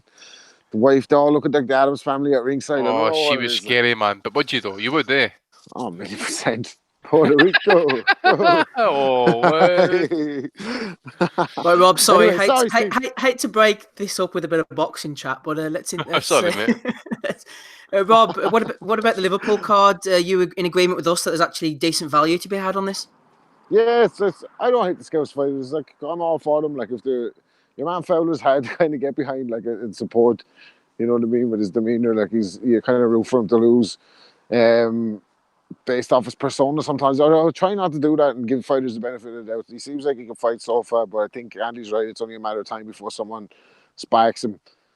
But I don't think it's going to happen on Saturday night. Like, I think he could actually get the win by stoppage. So we wait and see, but it's not really a fight I'm that up for, to be honest with you, even though it's not a bad card. Ozzy, tell us about the big 5 fights then. Hughes, Davis, Smith, Eggington. How are they going to end? Fowler, Fitzgerald, Bowes, Farrell and Price, Ali. How is each fight going to end, and who is he's going to win? And maybe you have any betting advice for us as well? I think Liam Smith will stop Sam Eggington and look good doing it. I think it's only about 6 rounds or so, I reckon. Yeah. I think Eggington's man-made for Liam Smith. Look, no real form of defence. Happily take shots, and Smith's good enough to basically break down Eggington and get him out of there. I think it'd be a body shot that's going to get rid of him, to be honest. I think he'll just crucify him to the body and get him out of there. I think Robbie Davis will beat Joe Hughes. I think he'll win on points. Yeah. I don't think Hughes. I think, look, Davis had a tough fight against Glenn Foote, and that was a completely different style with Hughes. I think Davis will box his way to a win, and he'll obviously claim the European title. They were actually talking about Lewis Ritson fighting the winner of this, and I would take Hughes or Davis Jr. over Ritson comfortably, 100%. I just think Davis is just a bit too cute for Joe Hughes, but it's a good fight, one that I'm more than happy to see. It's a good card as well. I've not seen a lot of Cash Ali, being brutally honest. Look, he seems a bit of a big lump. He's not getting much cash for this fight either, I bet you. No, you would never have said that, would you really, Cash Ali? So, no, but look, he's not really been in with anybody. He's been in with like Paul Butlin, Kamil Sokolowski, from where apparently he did well to get the score on the cards, but we've heard that before with Sokolowski. He's beaten like Dave Howe. He stopped Dave Howe. I mean, who hasn't stopped Dave Howe? And he scored a couple of decent knockouts against a couple of other fighters recently as well. At big price, he should have too much for him. However, we know that David Price is susceptible to getting caught on the chin. So it's going to be interesting. I would side with Price, but that's through basically that I haven't seen loads of Cash Ali and the levels of opponents. it doesn't strike me. If you've not been in with somebody at basically English level after 15 fights, you do wonder where you're going. If you were Cash Ali, Ozzy, sorry to interrupt you, would you just come out and really go for it? See if you put it on Price and make him, sort of reignite the demons almost and start hitting him with heavy clubbing shots. You've got a chance, I think. 100%. Christian Hammer did that. He basically put it on him. He thought, I've got fuck all to lose. I'll just go at him. And Hammer was tiny compared to Price as well. And yeah, he got put on his arse, but to be fair, it didn't really affect him. He wasn't, heavily wobbled, and he got back up and he started to bully Price as well. That I think Ali has to do that. I think he needs to go out there and basically just try and blast him out. Like you said, smother him, try and, rough him about. Like I said, he's a big guy himself. And like you said, try and get the demons ticking for Price and, see if he just capitulates under the pressure. Philip Bowles, Tom Farrell, another good fight, another good one. But Bowles has got a bit of a padded record, to be honest. I mean, he's fought, like I said, when he's lost to Joe Hughes and Johnny Coyle, that was, probably looking at 5 years ago now. And his wins, realistically, from memory, are just against a lot of basically, journeymen, pretty much. Like your Fons Alexanders and people like that. No one really stands out from memory. I would need to go back over his record. And the guy he beat for the Commonwealth title, this Benson Niwilia or whatever he was called, I think he was from Tanzania. These seem to be cropping up, these Tanzanian fighters, quite a lot. Tom Farrell, obviously, again, Tom's level of opposition hasn't been tremendously well, but he obviously had the fight with O'Hara Davis. But I'd say the level of opposition has been better. Look, he had a decent fight with Tommy Karras. He beat Kofi Yates as well. And he had a decent one. It was against a Belgian guy at the Echo a while ago. And it's a good fight for the Commonwealth title. I'd rather see this than, like I said, these random people pulled over from like Tanzania and things. I'm going to side with Tom Farrell on that, purely for the fact that he's a good friend. And I think, I know how well he's trained. He's had some excellent sparring, and I know what condition he's in and how much he fancies the fight as well. Anthony Fowler, Scott Fitzgerald, a fight that I was openly saying that I would back Fitzgerald until he left Michael Jennings and went and trained with his dad again. Now, after a lot of stories that I've heard from people in Preston and around the boxing game, I'll happily take Anthony Fowler by stoppage in 4 rounds. I think he'll blast him out of there, and it'll be too much for Fitzgerald. Good fight, nonetheless. Just think Fowler will be too much, but all in all, a real good night of boxing. Mm-hmm. There's 5 fights on that card, which, like I said, I think everybody's pleased with them, and it says it all that the Bowles Farrell fight isn't actually going to be on telly. That's their social media fight on like Twitter and Facebook and things like that. So, right, okay. So it's a shame, really. I mean, for me, David Price, Cash Ali should be the Facebook fight. I think Bowles Farrell, there's a lot more to it, but Price is a big lump. I mean, they'll say he pulls in views and things like that. So personally, I'd rather see that. But no, a good fight and a good card. What Saturday night should be on Sky, not some of the rubbish that's been served up recently. Well said, Ozzy. Just multitasking here, trying to get rid of a silly little spammer who's trying to get us to click on some ridiculous link. Trying to take people away from the asylum. Not happy about that. Comment of the night to Nothing for Something. He said, if David Price is fighting somebody with 2 arms, then he's picking the person with 2 arms. Jason Chuku also said that Bowes will win a decision, he thinks, over Tom Farrell. So there you go. The geniuses have spoken there. Right, where shall we go next? Before we go on Bellew of the Week's got a few questions. We need to clear up our question from C.A. Watson, which we will do very shortly. Rob, first of all, let's go to you with a question from Grant Riley. You're the man to tackle this one. You're the man to tackle Kell Brook, Rob, I think. If Kell Brook can still make 147 and just wants big fights, should Hearn not try and make the Manny Pacquiao fight? It would be a competitive fight, although I would probably pick Manny, and Brook would get a lot of money and a good fight. Makes sense, so probably won't happen, says Grant Riley. I mean, yeah, he's kind of answered his own question there. Grant has. I'd watch that fight. I think out of the opponents that are out there for Manny Pacquiao, I think he'd think Kell Brook would be one of the more winnable ones. Although I'd fancy him against maybe against Thurman as well and Porter, but maybe I don't know Porter like, but yeah, I just think that'd be a good fight, but I don't see it happening. But it will be a good fight at 47. Why not? I think Manny Pacquiao, Kell Brook in the UK be a spectacle if nothing else. Like, and if it's like you said, Brook really hasn't got any other opponents. So, I mean, if you get a name like Manny Pacquiao, I'm sure he'd take it with both hands, Babby. Take it with both hands, indeed. Unless one's a Jeremy Beadle hand. Bit of a joke for the chat there. Ozzy, question for you from Marco Barrera over on patreon.com/boxing asylum. If you, Ozzy, could see any fighter in history live, who would it be? So if you could go back in history and see any fighter fight live, who would you pick, Ozzy? Oh, God. Probably Muhammad Ali. Which particular fight would you choose? Oh, sorry, the fight. No, you were right. Your answer was correct. I was expanding on it. Oh, let me pull it up now. It's a difficult question, that, because there's so many people that you would want to have, that you could have seen and things like that. It's a difficult one.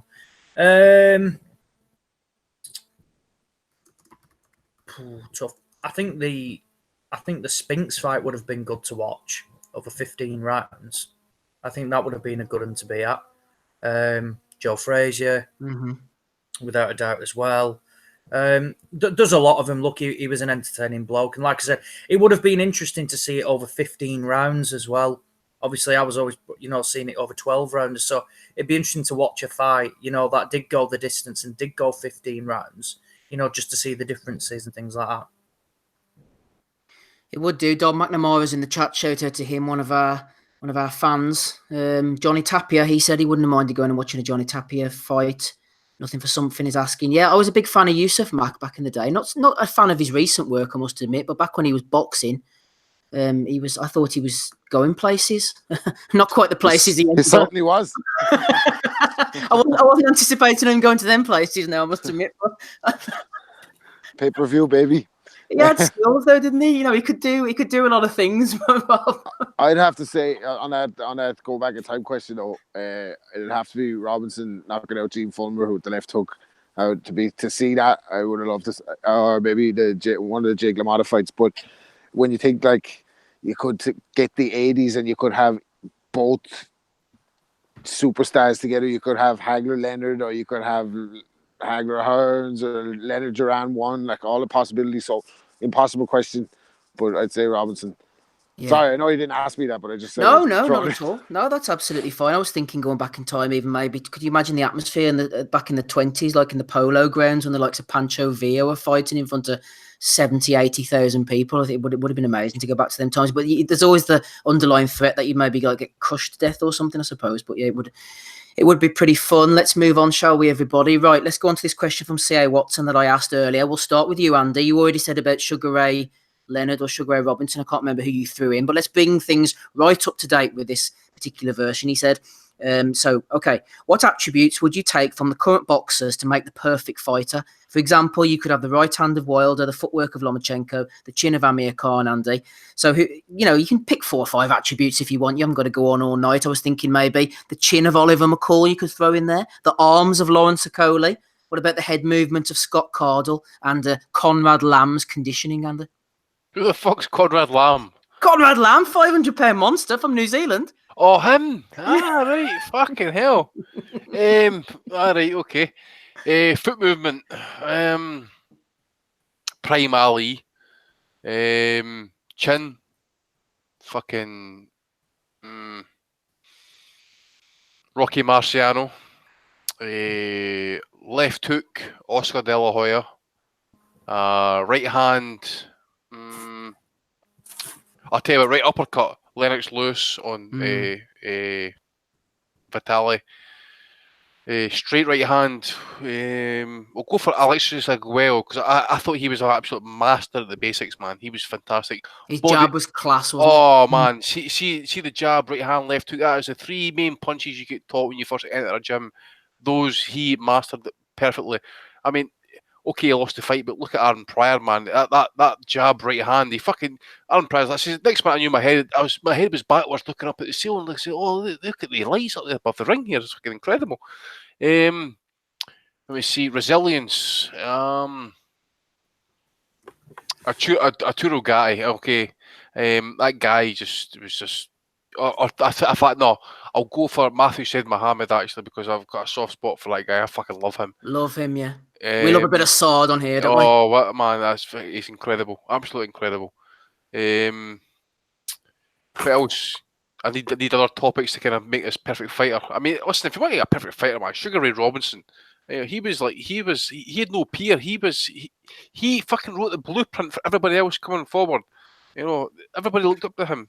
Ali, for example, Joe Louis looked up to him. You know, Could knock you out going backwards. Exactly. Going backwards. You should say that left hook uppercut thing he threw against Gene Filmer, man. You know, was it Gene Filmer? Or yeah. Was it? Aye.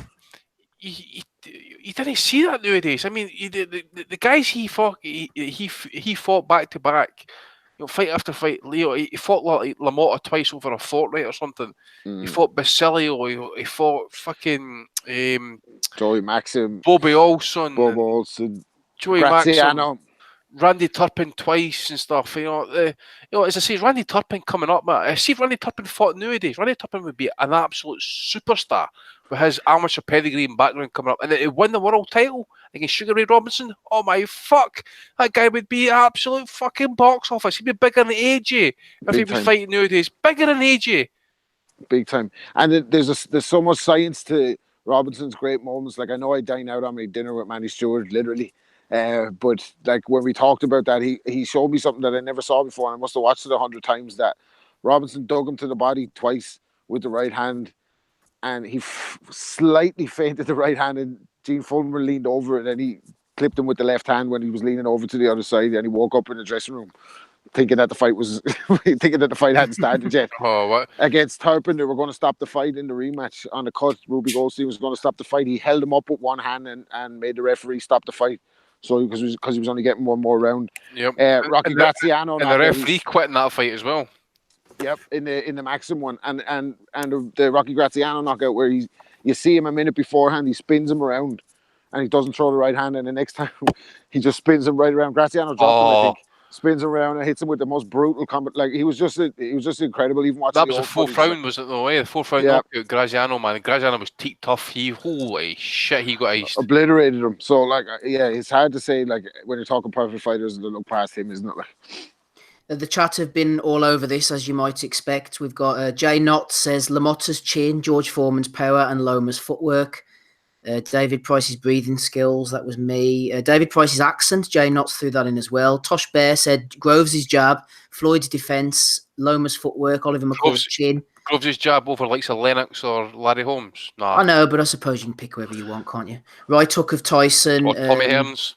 Kelbuck's vision, Carl Froch's nose, Mrs. Thompson, Mrs. Tony Thompson's wheelchair, says Editing King.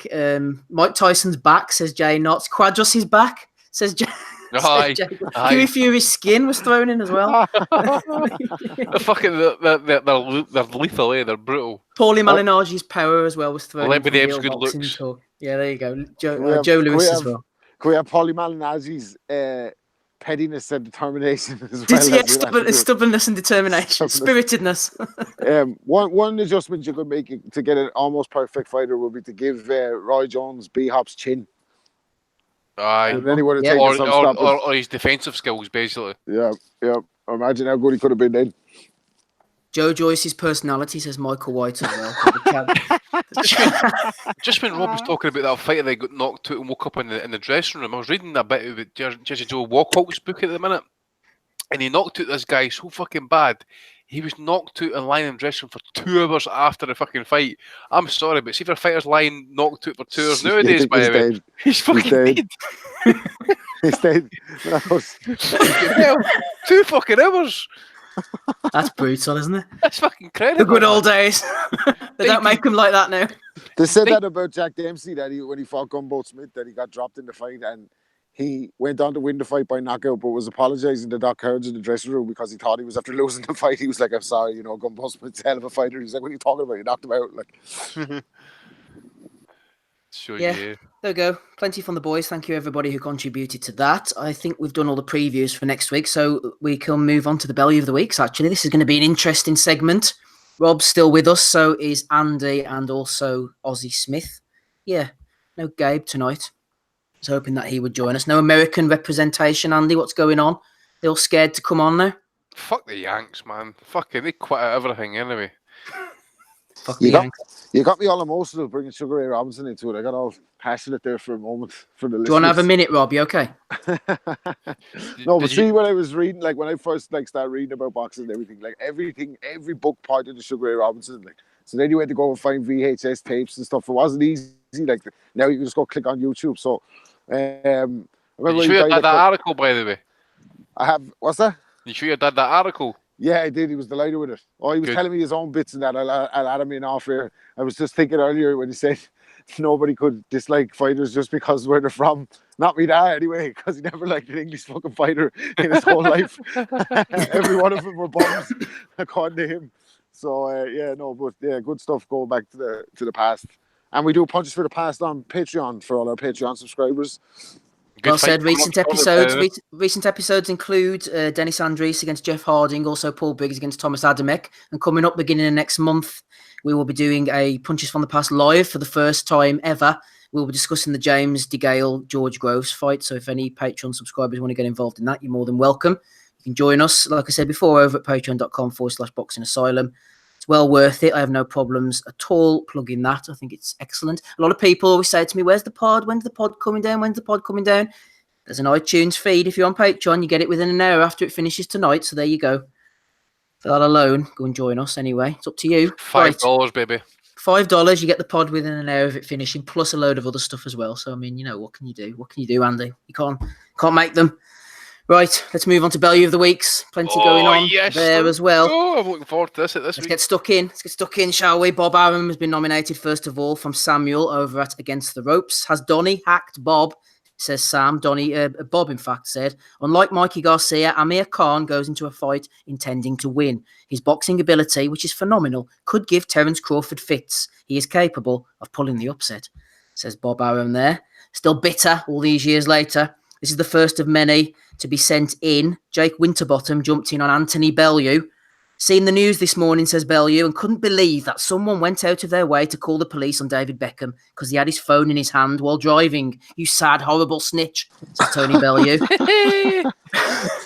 Snitches get stitches in Tony Bellew's land. I've got the response to this one. Where do you go, mate? Oh, sorry, I thought you were going to play something. No. I've got Road Safety UK, obviously. Oh, well, I might have that as well. It's been quite a running theme. I've been screenshotting them all week as people have sent them in. Jake Winterbottom followed up soon after. He said, further developments as Tony's had a meltdown. Every person saying this and that has probably done the exact same thing at some point. Is right? No. Are you fucking perfect? No, I'm not. We make mistakes. We are human. It still doesn't make it right to picture the man and start snitching. The world has gone fucking mad. PC mad, says Tony Bellew. So there you go. Oh, fucking hell. Imagine him typing that. Imagine his face when he's typing that. So, this one did develop during the day, but we'll come back to it in a minute. First of all, Andy Neal jumped in on a separate note, and he sent a nomination in for Sport Towards, who said that Michael Conlan's victory over Paddy Barnes put the latter's career in doubt. Obviously, Conlan didn't fight Barnes, so nomination for that. P-I-R-A. Oh yeah, I'd forgotten about that. Maybe we should just leave that. Yeah. Holy shit. Rob's fucking loving that one. Fuck's sake, Andy, you're gonna get us banned. Why don't you put up a video of the frigging shooter on Facebook? This is what happens when the Americans don't come on for 1 week. We just wreak havoc. All my loyalists and unionists mates will fucking unblock you fucking you prick. Right, anyway, yes, fightnights.com were requesting for people to drop their pound for pound list, and I'll retweet them. Rob jumped in, not rapping Rob Kelly. This is Red Rob 993 with his pound for pound list. He's got AJ at 10, Quigg at 9, Lomachenko at 8, Frampton at 7, White at 6, Usyk at 5, Tyson Fury at 4, Isaac Dogbo, naturally, at 3. Errol Spence at 2. And Deontay Wilder at 1. Wait, who was at 3? Isaac Dogbo. Fucking hell. Listen, I'm a fan of Dogbo, but come on, man. Yeah, there you go. Red Rob. David Martin, the chef himself, threw that one in. Dippo Osho was in touch about Tundi. Over time, this guy Tundi has rapidly turned into one of the biggest bellends in boxing, says our friend Dippo Osho. Boxing must have the biggest collection of dickheads in correlation to the population size. Fuck my life. Do you really believe you are the A side against Kovalev? What is Dippo Osho talking about, you might ask at home? Well, Tundi, who is Anthony Yard's trainer, was on IFL talking to Umar. IFL Umar, and he said, we are the A side against Kovalev. The fight is off if we have to travel to America. So that's quite the nomination. Was he misquoted, Andy? Was he misconstrued? I didn't watch his interviews, mate. I see headlines nowadays. That's enough for me to decide how much a prick a certain person is. Really, I can't watch IFL interviews these days. I really can't, because there's like agendas. They didn't get pushed. I mean, look at the difference, for example. I think it was it Danny Flexen for seconds out who questioned Adam Smith about the quality of the Sky cards. You know, where's all these other fucking people asking these questions by? Because it was a fucking good interview and it was pertinent questions that were asked. You know, where's everybody else? You know, it's all about fucking generating fake beef, generating fucking fake hits and stuff like that. Instead of asking the real fucking questions. I watched a great fucking documentary on Friday night. It was Hugh McIlvanney and Mike Tyson's old manager, Mr. Jacobs. What's his first name? Jim Jacobs. Jim Jacobs.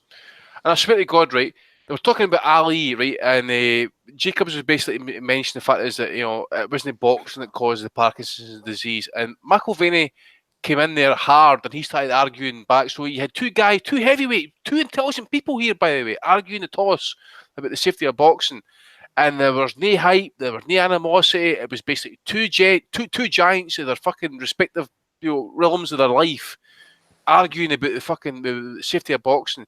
And I'll take Jacobs gave his respect to likes of people like to people like say Hugh McIlvanney. You're a philosopher, for example. Well, that is deep respect. And yet here we're getting like people with IFL, for example, asking shitty fucking questions, getting fucking fake hits instead of just getting fucking proper conversations going and asking the simple and right questions. Andy, has the power balance changed? These days we have guys who are trying to protect a press pass and they're afraid to say anything because they're afraid they might get their accreditation taken away, whereas back in the day you had people like Harry Mullen, the chief editor of the Boxing News, who had the boxing community on the run. They were scared of him. Glenn Leach. Yeah. I mean, Steve, you can yourself, you've probably spoke to more old school guys than what I have, but there was a time back in the day when fighters, mainly promoters and fight managers, fucking dreaded a certain fucking journalist walking into the gym and asking questions. They fucking hated them because they knew if you went on the ball with them, they're going to be asking questions and calling you and, basically putting in words, proper words, not just like some fucking blog, for example. Broadsheets, they were putting in the reports and stuff like that eloquently and putting it in proper fucking writing and that. Proper journalists, proper hacks. Nowadays, it's just a fucking free-for-all.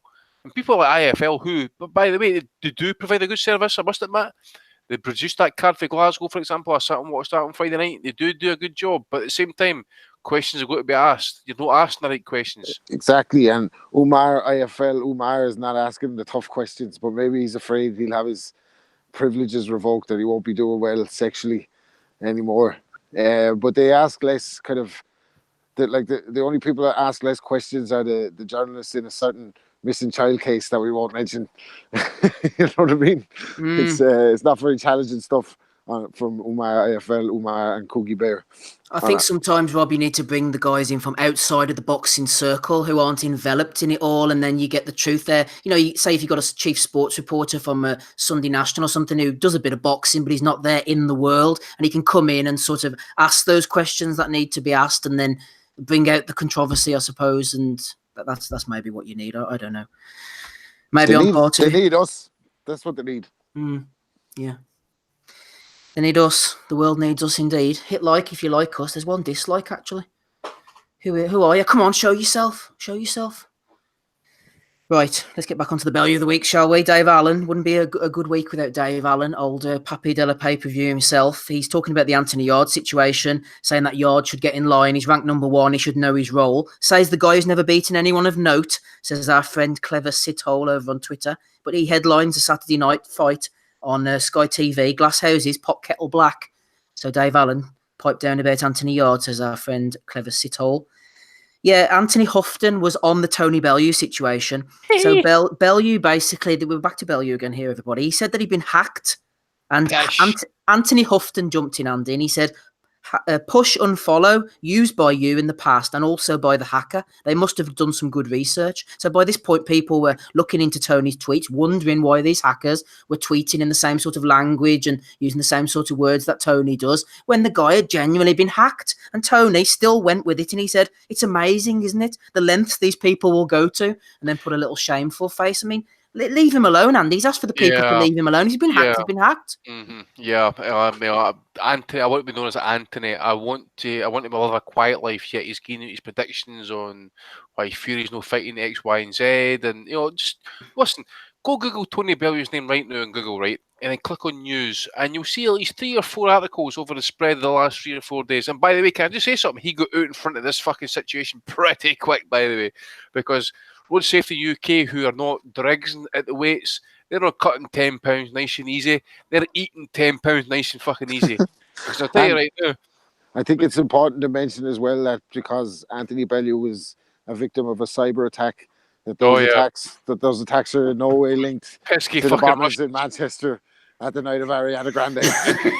It's clear the Russians have been up there fucking cyber tricks again and stuff like that. After Tony basically accused the entire Russians of being drugged. I'm no fighting. Who's he was going to fight again? Who was the Russian guy? He was going to have to go to travel and fight to Russia and fight. Forget who it was, but he wasn't going to fight us. So basically, Road Safety UK came out and says, clearly you've never told the husband his 29-year-old wife and mother of the 3 kids has been killed following a road traffic collision where the other driver was using a mobile phone.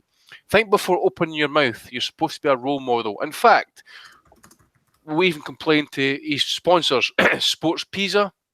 Well, 2 days after this, where's Tony Bellew? He's in fucking Nairobi, Kenya, with Sports Pizza, fucking doing the charity work and stuff like that. So you got out in front of that fucking thing pretty quick. But it was just Tony wanting to live a quiet life, as I say again, and that he's talking all this bull. Tony, you've got obviously opinions. We've got opinions. We're all forthright in those opinions. Some more passionate than others and stuff like that. But mate, I might be slightly in the public sphere, and some people might give me shit, but you're fucking far, far more popular and bigger than me, man. And you've got a public fucking platform that transcends anything that I've got. So you've got to fucking watch what you're saying, man, because the RTC thing is just it's bad. You see every day. Listen, it's one of my biggest pet. But listen, you ask my missus, by the way. I fucking hate other drivers. I fucking hate them because, especially at roundabouts and stuff, they cut people up. They don't know how to fucking drive. I hate women drivers, and especially cunts sitting there pontificating on how they look, fixing their hair in the fucking mirror. I hate drivers. So Tony, I'm with you, but you just got to watch what you're saying, mate. Go to watch what you're saying. And you know the easiest way to stay out of the limelight? Stay off Twitter. Yeah. Easy. Just put your phone down, man. Every time you think you're going to say something, just don't do it. Easy stay out of the limelight, that isn't it? Like.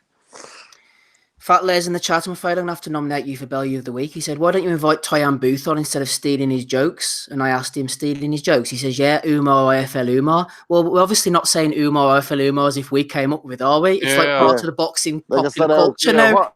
It's a homage to Tyan Booth, obviously. I mean, come on. Can I just say to Fat Les in the chat, by the way, you've actually spelled Umar, IFL Umar wrong. It's actually U, not O. So another L for you. Don't delete your channel like Wingy Boxing. Yeah. Hey, I've just come up with a good one. How are you doing sexually, Fat Les? Hey, do you like that joke, lads? Yeah, that was a good one. I just come up with the. Fair play to you, Steve. Good work. Thanks. I'm going to coin that one. Anyway, moving on. IFL TV. Yeah, we are the A side against Kovalev, says Tundi. Jamie's nominated that one. Anthony Yard has a Mayweather-esque defence, says Spencer Oliver. Giles has nominated him for saying that. Another one for Bellew. Here we are. We're keeping up with it now. Road Safety UK jumped in after Bellew tweeted. He's deleted the tweets now, but we kept a copy and will be contacting at Sport Pacer UK, which I believe he says who he states he is an ambassador for to see if they know about his ignorant attitude towards innocent people's lives. Blockbuster, says Latchkey Kid, who nominated him for that. Road Safety UK, Andy, they got stuck straight in there and delivered a left-right combination to Tony. As that says, they're no dregs at the weights. They are just staunch. They're not fucking going anywhere. Holy fuck, man. They were just rapid. They didn't bend over for anybody. Good stuff, good stuff. Andrew G is nominated Proud English for talking about Garcia and Errol Spence and levels. Josh Fitzgerald has nominated William Bailey. Bailey was talking about Dave Allen. Has he not seen the huge slab of British beef you've turned into, Pappy? Brown is going down, says William Bailey. Oh, here's another good one as well. James Bairstow, among many other people, sent this in to me. Jack Wattham 4, has made up a song. I'm not going to sing it. I'm not going to do that to you people. But David Allen's magic, he wears his golden pants. And if you throw a punch at him, he'll dodge and have a dance. He'll hit you from the left, he'll hit you from the right. And when he knocks out Lucas Brown, we'll sing this song all night. Let's get it going in the O2, Dave. Oh, It's not even true, though. When have you ever seen Dave Allen dodge a punch? Like I said, his only form of defense is eating them or basically using his head. If you're going to make up a song, at least make it factually right. Do you know what, though? Like, you think you've got a solid contender for Bellew of the Week, and then someone writes a song for Dave Allen. You know what I mean? Levels this week. It fucks David Allen, a guy who's not, like I said, he had an opportunity for the Commonwealth title. He's headlining at the O2 on Saturday Night Fight Live on Sky Sports. Literally because he's got banter. That is the only reason why he's got banter and he has a bit of a following. It is, it really winds me up. Then you got people making songs up for it. If we have any singers, who listen, maybe Emily Rogerson, I know she likes a bit of a sing. Why don't you put that little tune to a bit of backing music and we can maybe play it on next week's pod? What do you think? No. a shout out complete cunt, by the way, honestly. I knew that one was going to get us. Fucks me off so much. Oh, actually, I've got one for Anthony Fowler, actually. Go on then, chuck it in, Oz. So it was a recent one. So basically, Anthony Fowler today at 6:10 in the evening tweeted saying, "Just been stopped by a 60-year-old woman outside Tesco, saying she can't wait for the fight, and I better fuck him for Liverpool. Scousers are a different breed, honestly." Well, Tesco actually shuts at 4:00. So he's claiming that he was stopped outside a supermarket that was closed at 6:10. And it's also interesting that he knows the age of this woman, despite when she just said it in a passing comment as well. So He sent in a never happened meme. Yes, pretty much, yeah. So yeah, that's Fowler. That says how exciting his Sunday gets. He's making up lies, saying that all women are approaching him, saying they can't wait for the fight outside Tesco. So that's a nomination for Fowler. The shop shut at 4 over there then, Aussie, today? Every Sunday, yeah. Well, it's 1 till 6 here. There you go. Yeah, it's, what will it be? 10-4 or something like that. Yeah, 10-4. There you are, everybody. Dropping the information. It's a solid week this week. I'm enjoying this, along with the song with Tony Bellew. It's all going on. What about this one then? Andy Clark was jumping in on the Anthony Yard situation. He said, just listen properly to Tunde in his comments, and in a way, I agree with him. I don't think Anthony's the A-side, but the fight will definitely be bigger if it's in the UK than in the US. The interest in it here would be much greater. It could fill the O2 at least, says Andy Clark. That's not actually the nomination, though, because Master Knowledge jumped in, Spencer Fear on himself, and he said, mate, Tunde Ajayi is right for himself and Mr. Anthony Yard. Things always sound preposterous to people who lack understanding of self. Luckily, Andy, you get it. Dave Caldwell wasn't happy with this, and he jumped in and he said, so if we don't agree we're on your level of understanding then, Andy said himself that he doesn't agree with the A-side comment. Does that mean he's only half on your level? And then Master Knowledge jumped in and He says, right, They made no fucking sense. Master Knowledge goes all David Icke on us here, and he said he's on the level of understanding that he's at with us as human beings. We vibrate at 7.83 hertz, but at 4.44 hertz is the frequency of love. So I love what Andy Clark is saying in parts. Also, 7.83 hertz is the vibrational frequency of the Earth, Sir Spencer. So we are all connected, hence why you replied to me. And then Joe Thackeray jumped in and said, Spencer, what the fuck are you talking about? Yeah, listen, if I'm going to say to you, listen, what is hertz equal to, right? So the number of hertz is basically the number of cycles per second, right? That's so the frequency is any phenomenon with regular periodic variations, right? Spencer Fearon is not a variation. Spencer Fearon is a fucking prick, right? To even fucking decide he's going to come out here and say to me that, listen, I think different to you because I'm a different hertz or megacycles compared to different cycles per second. You are a fucking tadger, man. Not one fucking person understood anything you're trying to fucking say. You're a racist. Shut the fuck up. Well, here, Andy, you're actually wrong there because Spencer jumped in against Joe Thackeray and he said, only people of level of understanding what I understand, so he has the knowledge, let him teach. And then someone said, you haven't got the understanding of how to construct a sentence anyway, Spencer. So there you go. Oh, this way, listen, if he was going to teach anybody by my kids better be involved because I would strangle the thing. Oh, Spence, man, he's class. He is the gift that keeps on giving, old Spencer. Fair play. Dominic Henry has nominated a Bellew of the Week for IFL TV's Umar Ahmed, who had the audacity to ask Eddie Hearn if Calliophy versus Charlie Edwards would be a pay-per-view fight. John Kearns. You know what? We should start calling him Umar IFL Umar. Yeah. Oh, that's a good one, Rob. Well done, Rob. I wasn't having a thought of that, man. Right, let me just write that down. Take that one down. Put that one in the book. Yeah. Steve, phone Donny tomorrow, mate, and get Donny to go to the court to make sure we get that copyrighted as well. Okay. Yep.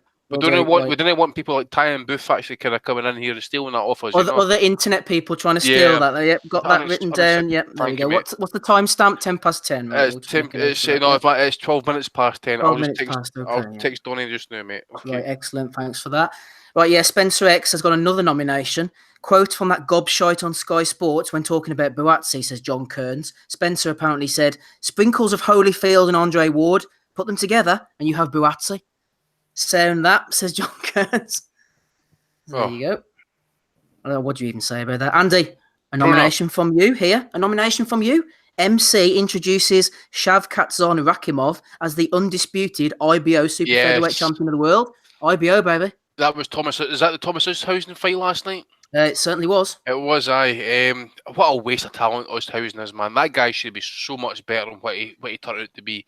I think he had problems with the drugs and the crack cocaine and that, but you could see it last night. You could see, he has got quality about him, but he's the Tyson Fury of fucking super middleweights, aka light heavyweights and that. A guy who's out of shape at one point, badly on the drugs and that, probably mental problems and that as well, but yeah, you can see it last night. He was just an absolute, not to say a bum, but he was a good fighter. At one point he had real talent and just didn't make up. Now he's been forced to go on the road and take beatings. So yeah, I thought that was really. I think about you, Steve, last time when I seen that comment, undisputed IBO champion. So it was one for you.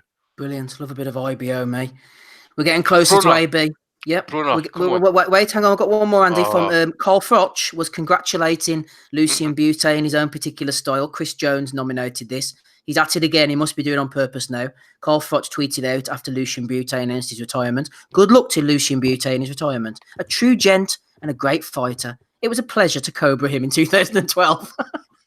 I was there that night as well. Actually, it was a really good night. It was a good atmosphere, and that I must admit.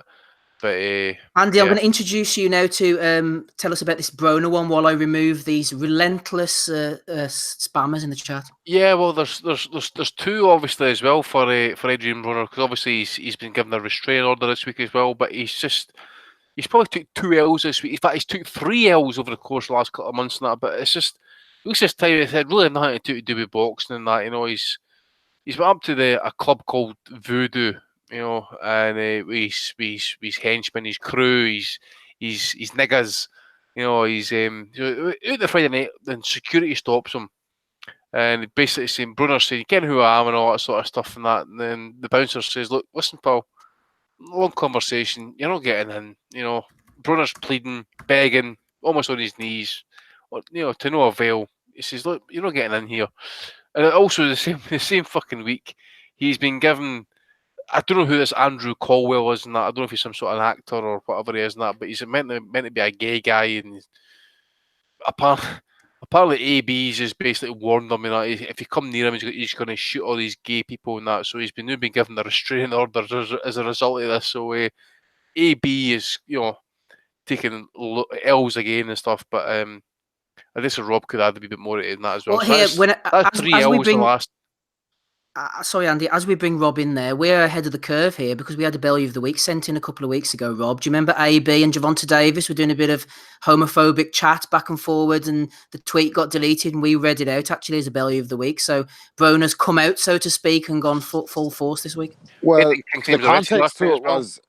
context to it was the guy was going to leak, said that he was going to leak DMs between the two of them, implying that there was something going on. So AB took it personal, got on camera and said, anyone that tries to run up on me with that gay shit, if I have my gun on me, I'm shooting you in the face. And if I don't have my gun, I'm knocking you the fuck out. Stay away from me with that gay shit.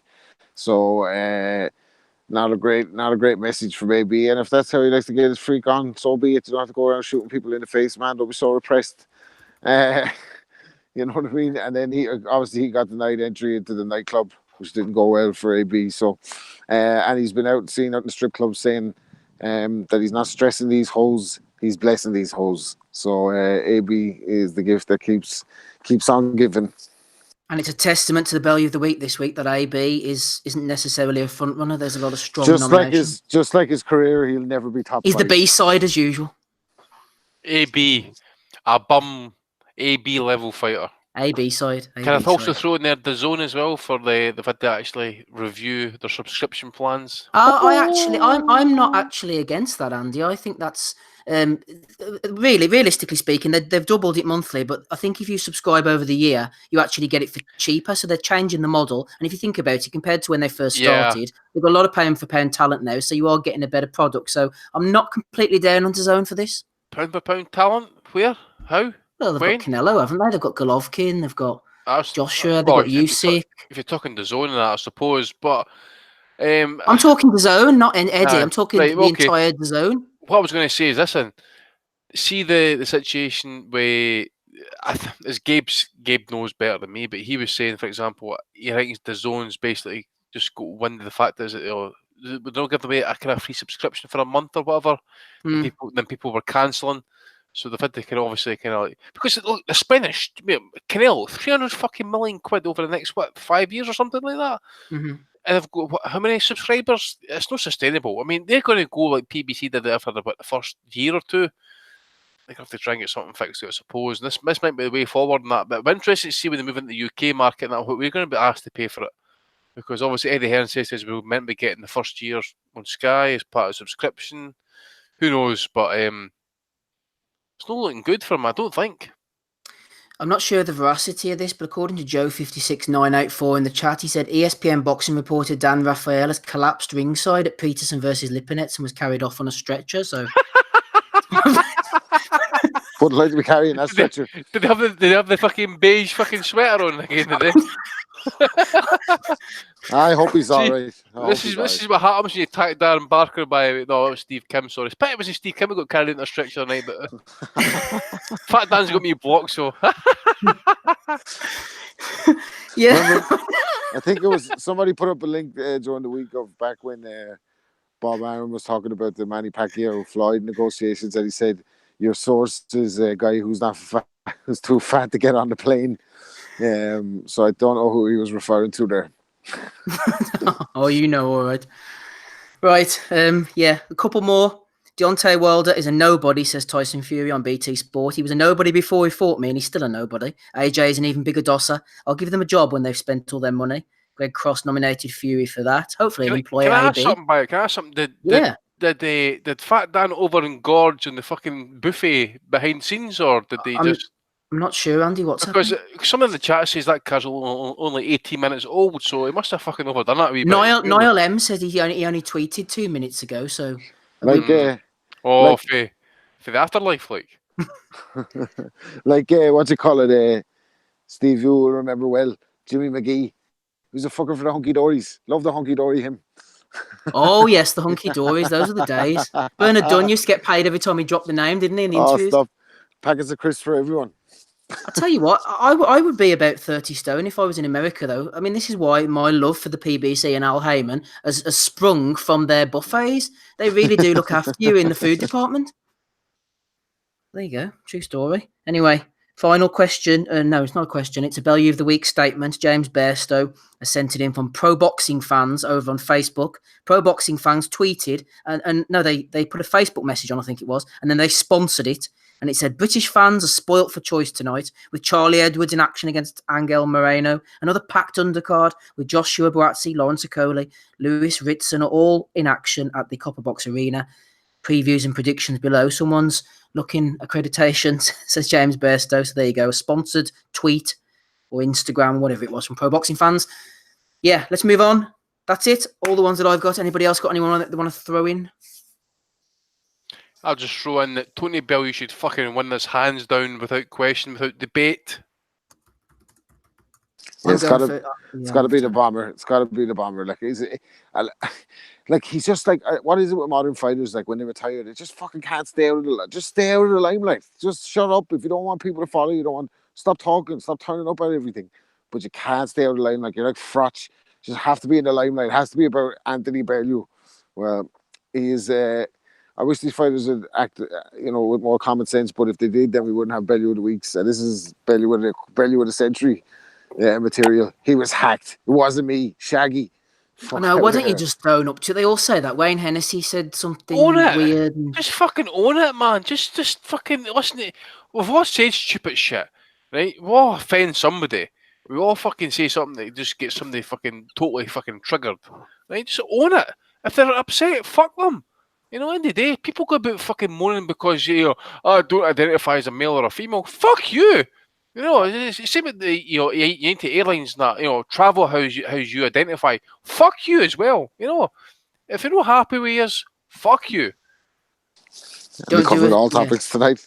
Don't do a squirming apology. There you go. No apologies from you tonight, Ozzy. Who are you going for? Is it Anthony? Oh, absolutely, hands down. But a special mention to the dope who wrote a song about Dave Allen. I think any other week and he would have become an award winner. So, but no, the founder, Anthony Bellew, gets my vote. Perfect. Yeah, shout out to Spencer and Tundi as well. AB. It was a really, really strong week. So, Anthony, for you to win this week, it's a great achievement. So, well done. The unfiltered nature of Twitter means we shall hear your witticisms for many years to come, hopefully. Right, that's where we shall end it. We do have a few more questions. I'll keep them. We'll roll them over to next week. There's not the greatest deal of action going on. We spoke about Gvozdyk and all that. That's pretty much as good as it gets. The Liverpool card does look decent. We spoke about that earlier. Thank you to everybody who's been on tonight, especially you lot in the chat. We all love you. Love you deeply. You too, Rob Kelly. Thanks for joining us. Thank you, Ozzy Smith, Andy Patterson, and to our two guests as well. We had Harley Ben and we also had John Rawling. I've been Steve Wellings. Thank you for listening. Please subscribe. Speak to you all during the week. Goodbye.